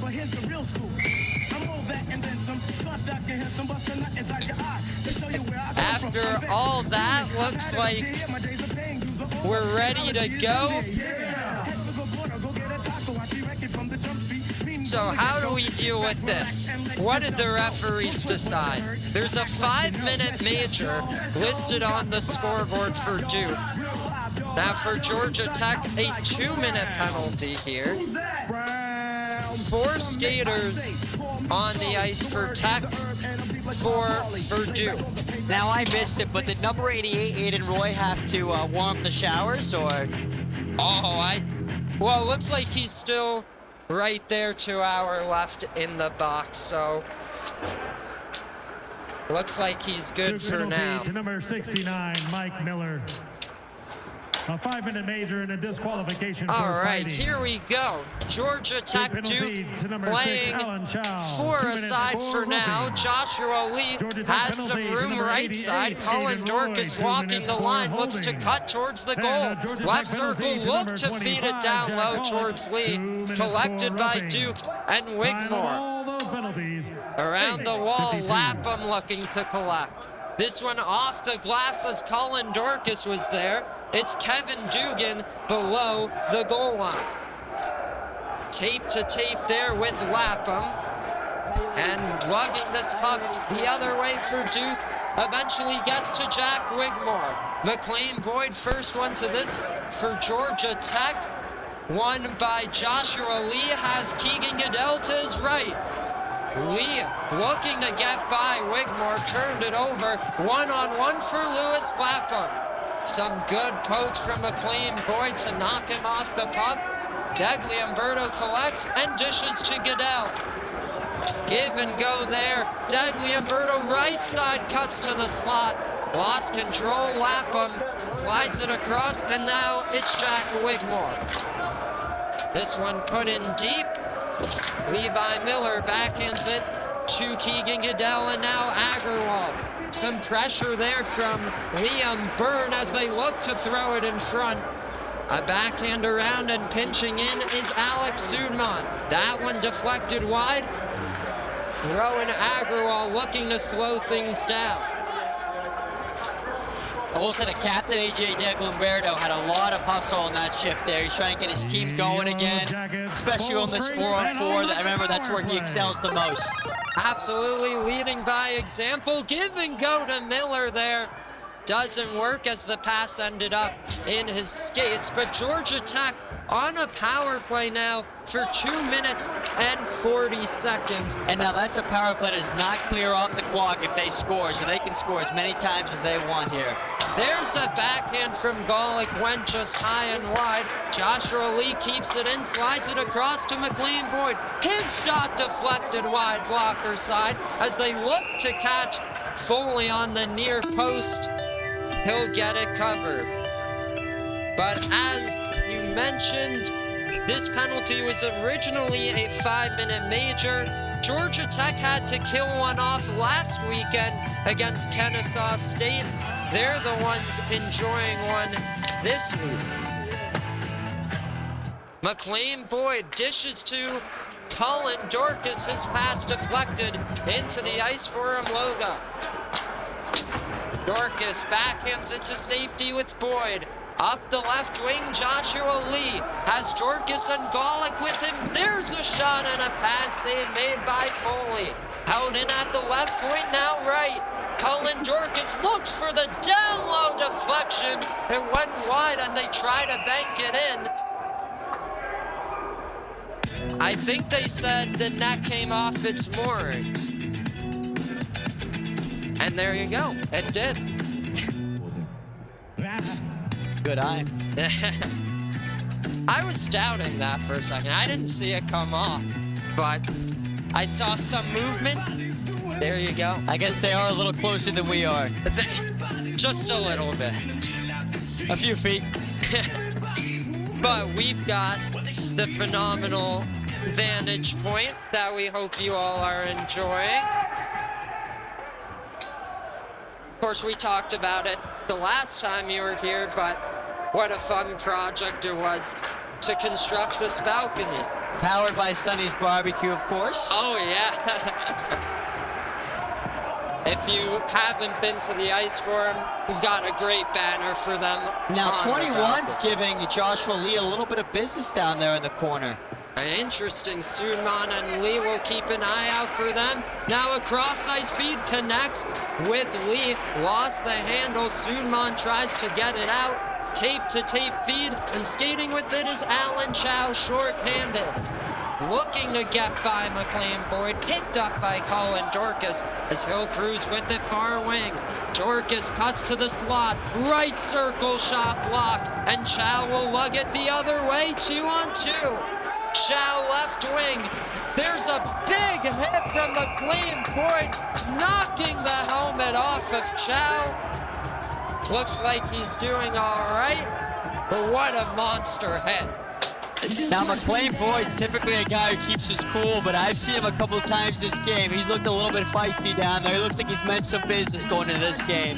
Yeah, I was gonna mention that usually you see maybe a Levi Miller, Greg Steckel laying the body. But what a nice hit from McLean Boyd. Yeah, just a clean, open ice hit. You don't see a lot of those anymore in ice hockey. Well, beautiful read by him. Old-fashioned.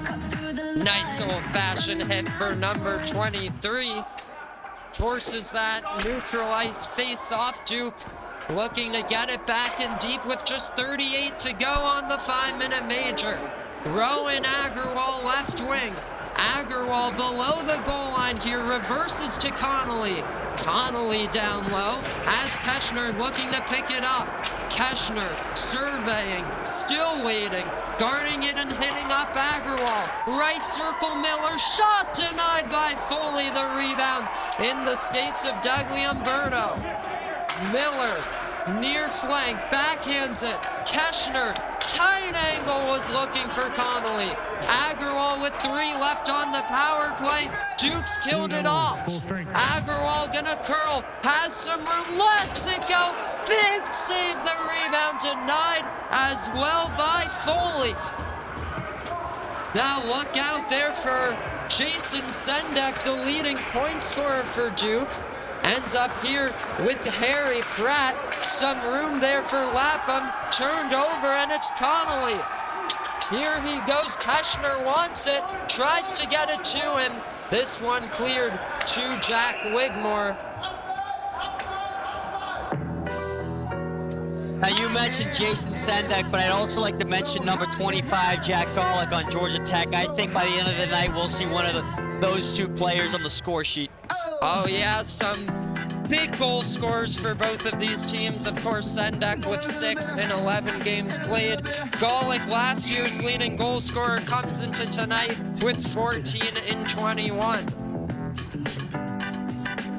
Absolutely, 2 guys that can really come up big for their team, and we'll see how they do tonight. Now we saw Jason Sendek coming in clutch for Duke at the ACC Fall Classic with 6 points in 3 games played there in that tournament setting. Now if you're Duke, this is pretty much exactly what you want. Hanging around in this one all the way through the final 5, 1 shot, and there's your upset. I have to agree, not that they're playing for overtime, but even if they push this game in the overtime, right, they're able to then have a game tomorrow where if they come out ahead, then that means they're able to probably punch a ticket for the ACC championship. Absolutely, they've got to be feeling the moment here for Georgia Tech, as we talked about.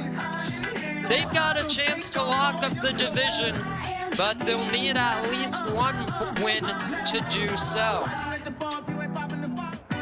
Did you catch which team called timeout? I missed it. Dang. I apologize. Well, I missed it too, so fair enough. We are back and ready to go. Neutral zone face-off coming right up with 5:35 left in regulation time. Matt Shane for Georgia Tech taking this draw. Linesman having a quick discussion with the wingers here, telling them to back up just a bit. Duke will win it cleanly. And a good swat from Shane to work it in deep. Duke trying to break it out, the reverse course to Charlie Boggs. And some pressure from Matt Shane holding it in his persona. Pops free to the right point. Matt Shane takes a hit from Jack Wigmore. Back in Duke's control with Kevin Dugan. Tapping it ahead, Alan Chow. Now McLean Boyd for the Yellow Jackets.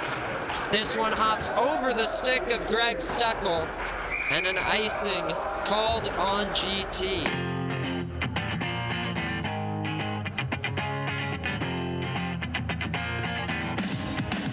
Now I'm curious how each of these two teams are going to run down their lines towards the end of this game, right? You got a game tomorrow. Is this where you want to gas out your top two lines, or is this where you want to be able to still play maybe 3, maybe even 4 lines? Now I know a lot of them are missing some key players because of fights and other such events, other such extracurriculars. So I'm curious how these two coaches are making out. Steckel cruising in, and he shot it high there. What a look for number 20. But an interesting note on Georgia Tech. The lines have been completely mixed up here tonight as Coach Roberts put a completely all-senior top line, 2 seniors on the second line with Jack Golick. Yep, I did notice that. So perhaps some new chemistry for these GT players. We'll see how it pans out. Lee across to Boyd through traffic. A pad stop made by Foley there. Battle in the far corner. Steckel trying to win it back and does. Looking to test Foley. The rebound available. The puck in the crease, and Foley ultimately gets it covered. Wow, Foley comes up big with that big scrum in front of his own net, and he's able to stand tall there.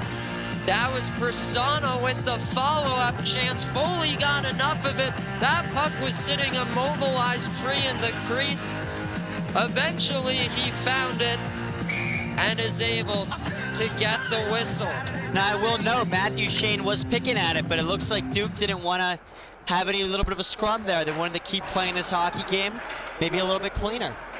Very good eye there. Tech looking for more. Duke looking for the clear. Agrawal thinks about pinching in, instead backs up, ends up in possession with it now, and slides it to Levi Miller. D to D between Miller and Agrawal into neutral ice. That's Lewis Lapham. Some pressure there from Ethan Molnar. Duke in control. A saucer feed a bit too far for Lapham, and this one an icing. Now he's in by the bench, grabbing his hand with his glove off. Looks like he might have hurt his wrist from a slash a couple moments ago. Ooh, well there's no call unfortunately for Tech. Hopefully that's not affecting him too much. Player like that, I'm sure he'll be back by next shift. Oh yeah. Face off to the left of Daniel Foley. Dagliamberto for Georgia Tech. And he'll win this one cleanly. Rowan Agrawal shot off his own man, Zach Peschner, off his skate, and now to Levi Miller. Miller curls, slides it across to Agrawal, right past Jack Wigmore. Agrawal cuts to the right wing. Thought about a slap shot. His shot sails high. Levi Miller at the left point, looking to test Foley. The deflection a bit too high there. Chow looking to get it to safety. That's Keegan Goodell getting it there to Miller. And back with Zhang for Duke. Left point, Miller holds the line, looks to cut towards the goal. Little turnover there. First one to this, Tessin Daya. There's a big hit as he flipped it into the far corner. Levi Miller gets it to McLean Boyd. Boyd up ahead, Keschner, now Dagliamberto. Dagliamberto shot punched away by Foley. It's gone! Wow. AJ Dagliamberto dropping a clinic right there on how to follow up your own rebounds. What an effort by the captain. The captain gets it done in the final 3. AJ Dagliamberto makes it 4-3. What a goal. Take a look at this one. Just testing Foley, getting his own rebound, sneaking it right by Foley. What a goal, as you just said. Georgia Tech up with 2.5 left in regulation time. We'll watch for Foley and see if he creeps towards the bench. Greg Steckel looking to develop an odd man rush. Lost the handle there, but a nice look. 17-26. Alex Sunman up ahead to Byrne, taps it in deep. Joshua Lee there, lays a big hit. Colin Dorcas to Jack Golick now. Golick, little drag to his backhand, has some room and speed. Golick looks to hit Steckel, left circle, his shot goes wide as Colin Dorcas looks to pinch in. He'll pick it up below the goal line. Takes a hit from Sunman there and back in the Blue Devils' control. Flip to safety now, and watch out for Jason Senda. Gets knocked off the puck. I think Foley's looking ahead to the bench. An offside here, and perhaps some extracurriculars. Here we go, once again. It looks like everyone's in it. Sudamon's throwing punches from his knees over there. Oh, and the linesman's dragging someone out like he's an injured man in war. Oh my goodness. Keeping Sudamon safe, the original aggressor. And honestly, if you're Sudamon, if you're gonna be stupid, you're gonna have to be a little bit tough, right? You shoot a shot at the goalie after the whistle in a game like this, you have to know exactly what's coming. And for some reason, he wasn't even facing the men that were coming on him. He's gotta at least face them as they're coming and at least know what's gonna happen. And there you have it, making another ejection here tonight.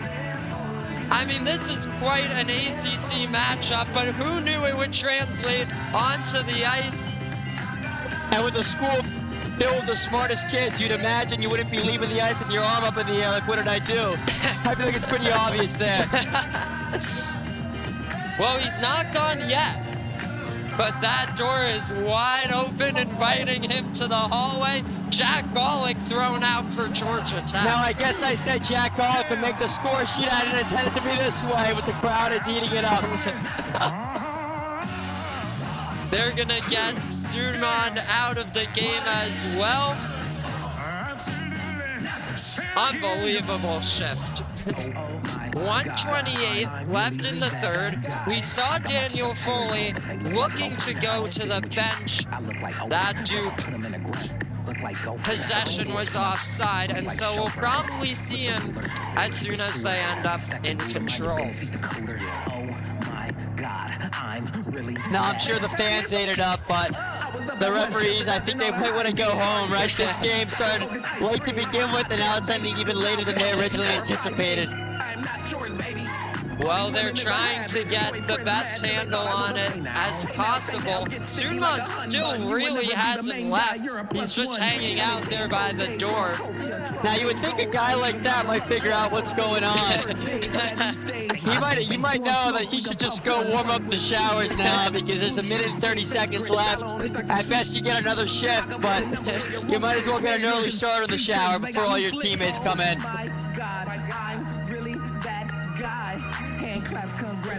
I just dropped my notes, and this is the first time ever. And now you can see Jack Golick. He's already got in the picture. He's already out.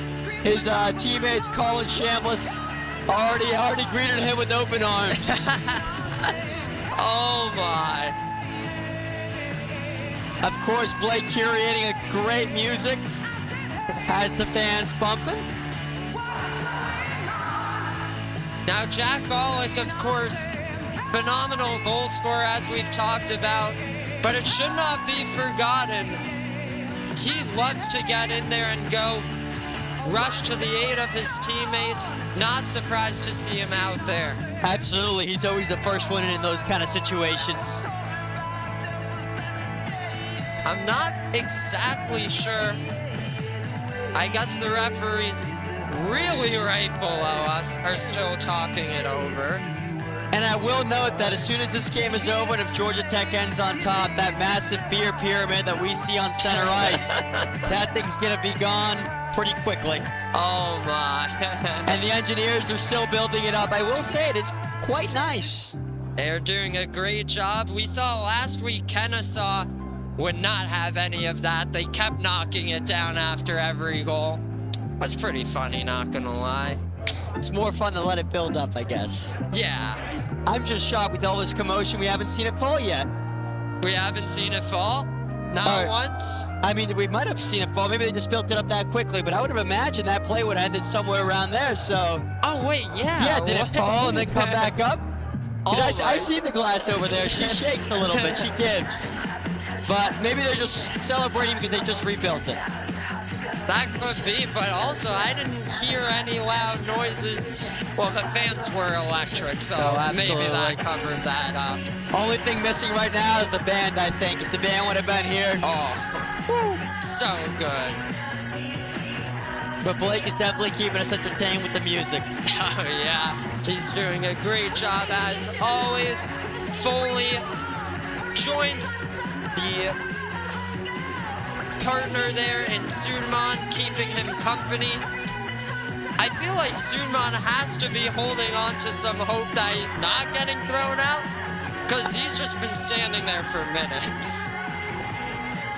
Yeah. I think if I were Sunman, I already said it, probably go get a head start. Wake up early tomorrow and go see the great city of Atlanta. Maybe stop at Thumbs Up Coffee for breakfast. Oh my Or Thumbs Up goodness. Diner for breakfast and Sonny's Barbecue or the community barbecue for lunch. I mean, there are 3 meals in a day. I get there are 3 meals in a day. Might as well hit them all up. Now, would you get the rack of ribs? Would you get that from Sonny's or the community barbecue? I gotta try it from both and compare. I remember when we were building the balcony, we tried to go to Sonny's. Didn't really work out. We ended up in some weird place. But like I said last time, I reported it to Apple Maps. Have no fear. If you want to go to Sonny's Barbecue, now you'll find it.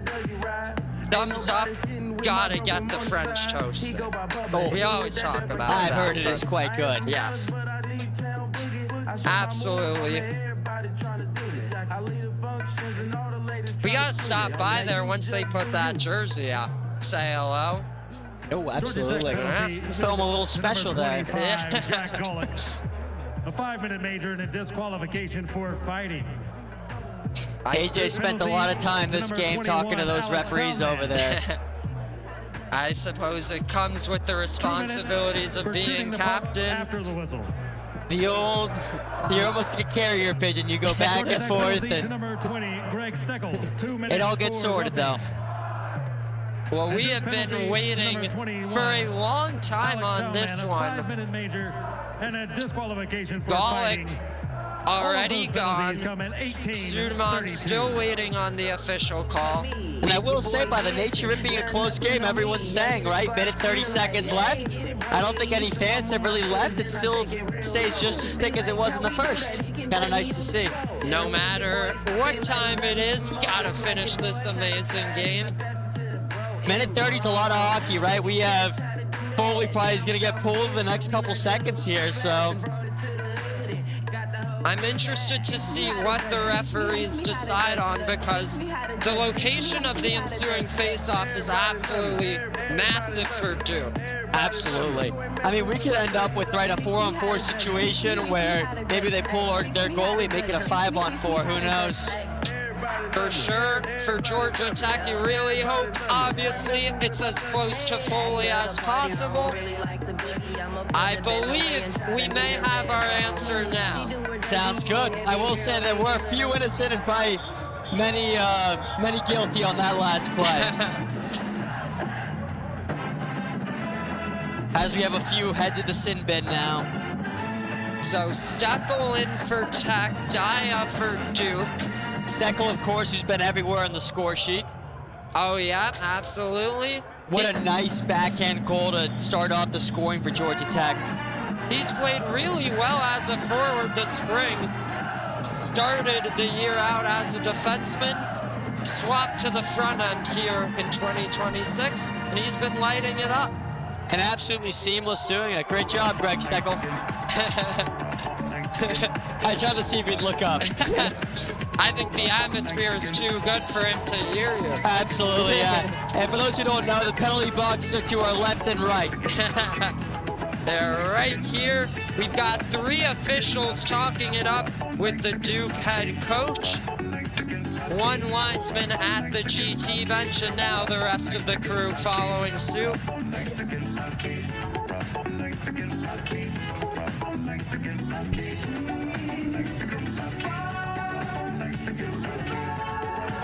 What do you think? Did Sudman actually get ejected or no? Well, I guess it's Schrodinger's ejected hockey player. Right? It's half in, half out. Oh, he's out. He's out. No way. Oh, you never know until the box is open. In this case, you never know until the door's closed. And in this case, he goes out. Oh my goodness. Electric commentary, Patrick. Thank you. It truly was a engineer's comment. Here we go, Foley to the bench, extra attacker on, as Duke looks to put it back in deep. A backhand from Keshner! Just wide of the goal, but Goodell is there, looking to wrap it around. The puck on the backhand doesn't get it to go. Down low, Keshner looks to throw it in front. Degliumberto's backhand deflected wide. Zach Keshner near corner. Some pressure there. Duke slows up with Lapham with 50 seconds left. They'll bank it ahead towards the open cage and ends up with the defenseman now. Far side feed. That one's Kevin Dugan. Looking to chip it into the near corner. Lee first to it. Off the wall all the way down. Lapham with 30. Sauces it to the far side here. Dugan draws a penalty. I think that's a high stick. It certainly looks like it by how he's grabbing his face there.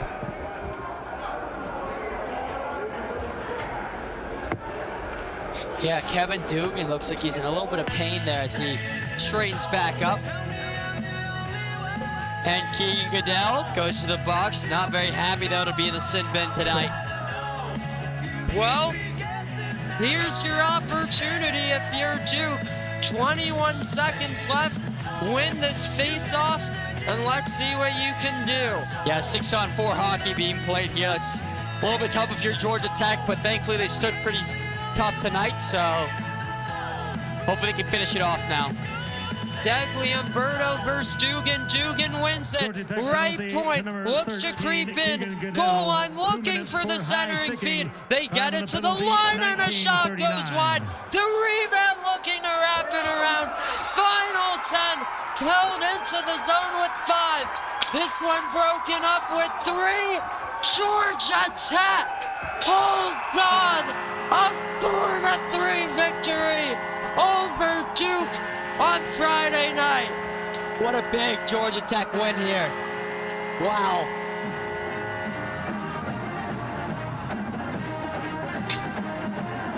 Statement win over the Blue Devils.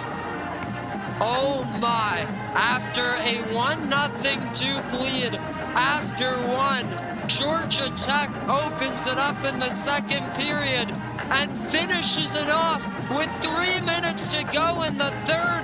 A.J. Degliumberto, the hero tonight. Yeah, as we mentioned, the captain played so much hustle tonight. What a crazy couple of last minutes. And there goes the beer tower we talked about, knocked down by yours truly, A.J. Degliumberto. He's earned it. He's earned the opportunity, that's for sure. And the players, of course, thanking the fans with their stick taps. What a fantastic atmosphere they brought to the ice for him tonight. What a game 2 we're in store for tomorrow. Duke, you gotta feel good about yourselves after this performance, despite the heartbreaking loss. Well, Georgia Tech and Duke heading to the locker rooms. Tech takes this one 4-3. We hope you'll stick around for just one last second for a final stand-up, but it's the Jackets that come away with the 4-3 win. Tonight's final score, the Duke Blue Devils 3, your Yellow Jackets 4.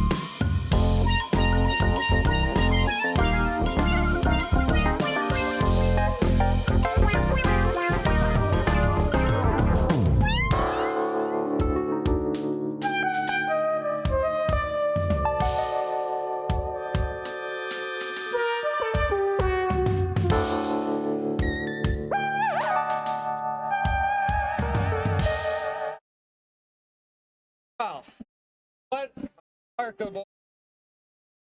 Georgia Tech, the 4 over. What'd you make?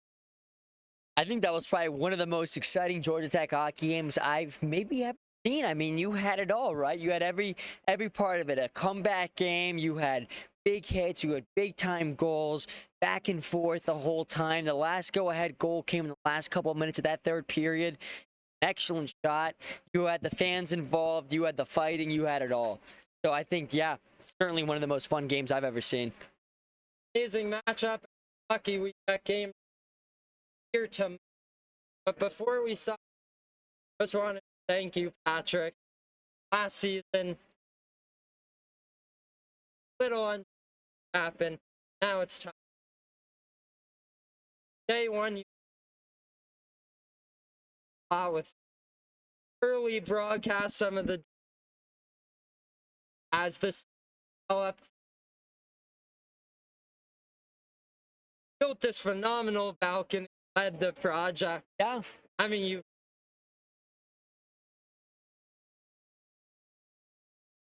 I appreciate it, Sterling, but I think you're not giving yourself enough credit there, because it was you most of the time that was pushing me to get my job done on finishing up the plans, and of course making sure we got all the camera equipment prepared when I was a treasure. And that's something that I know we're all thankful for, right? As soon as I walked in, the managers were talking about how Sterling cares so much about the broadcast, and how you're somebody that the hockey team, and especially the broadcast, will miss greatly when you're gone next year. So I mean, yeah, thank you for it all, but absolutely. Oh, thank you so much. One thing just want to say, in Savannah, we talked about it in every that club hockey really makes a remarkable friendship.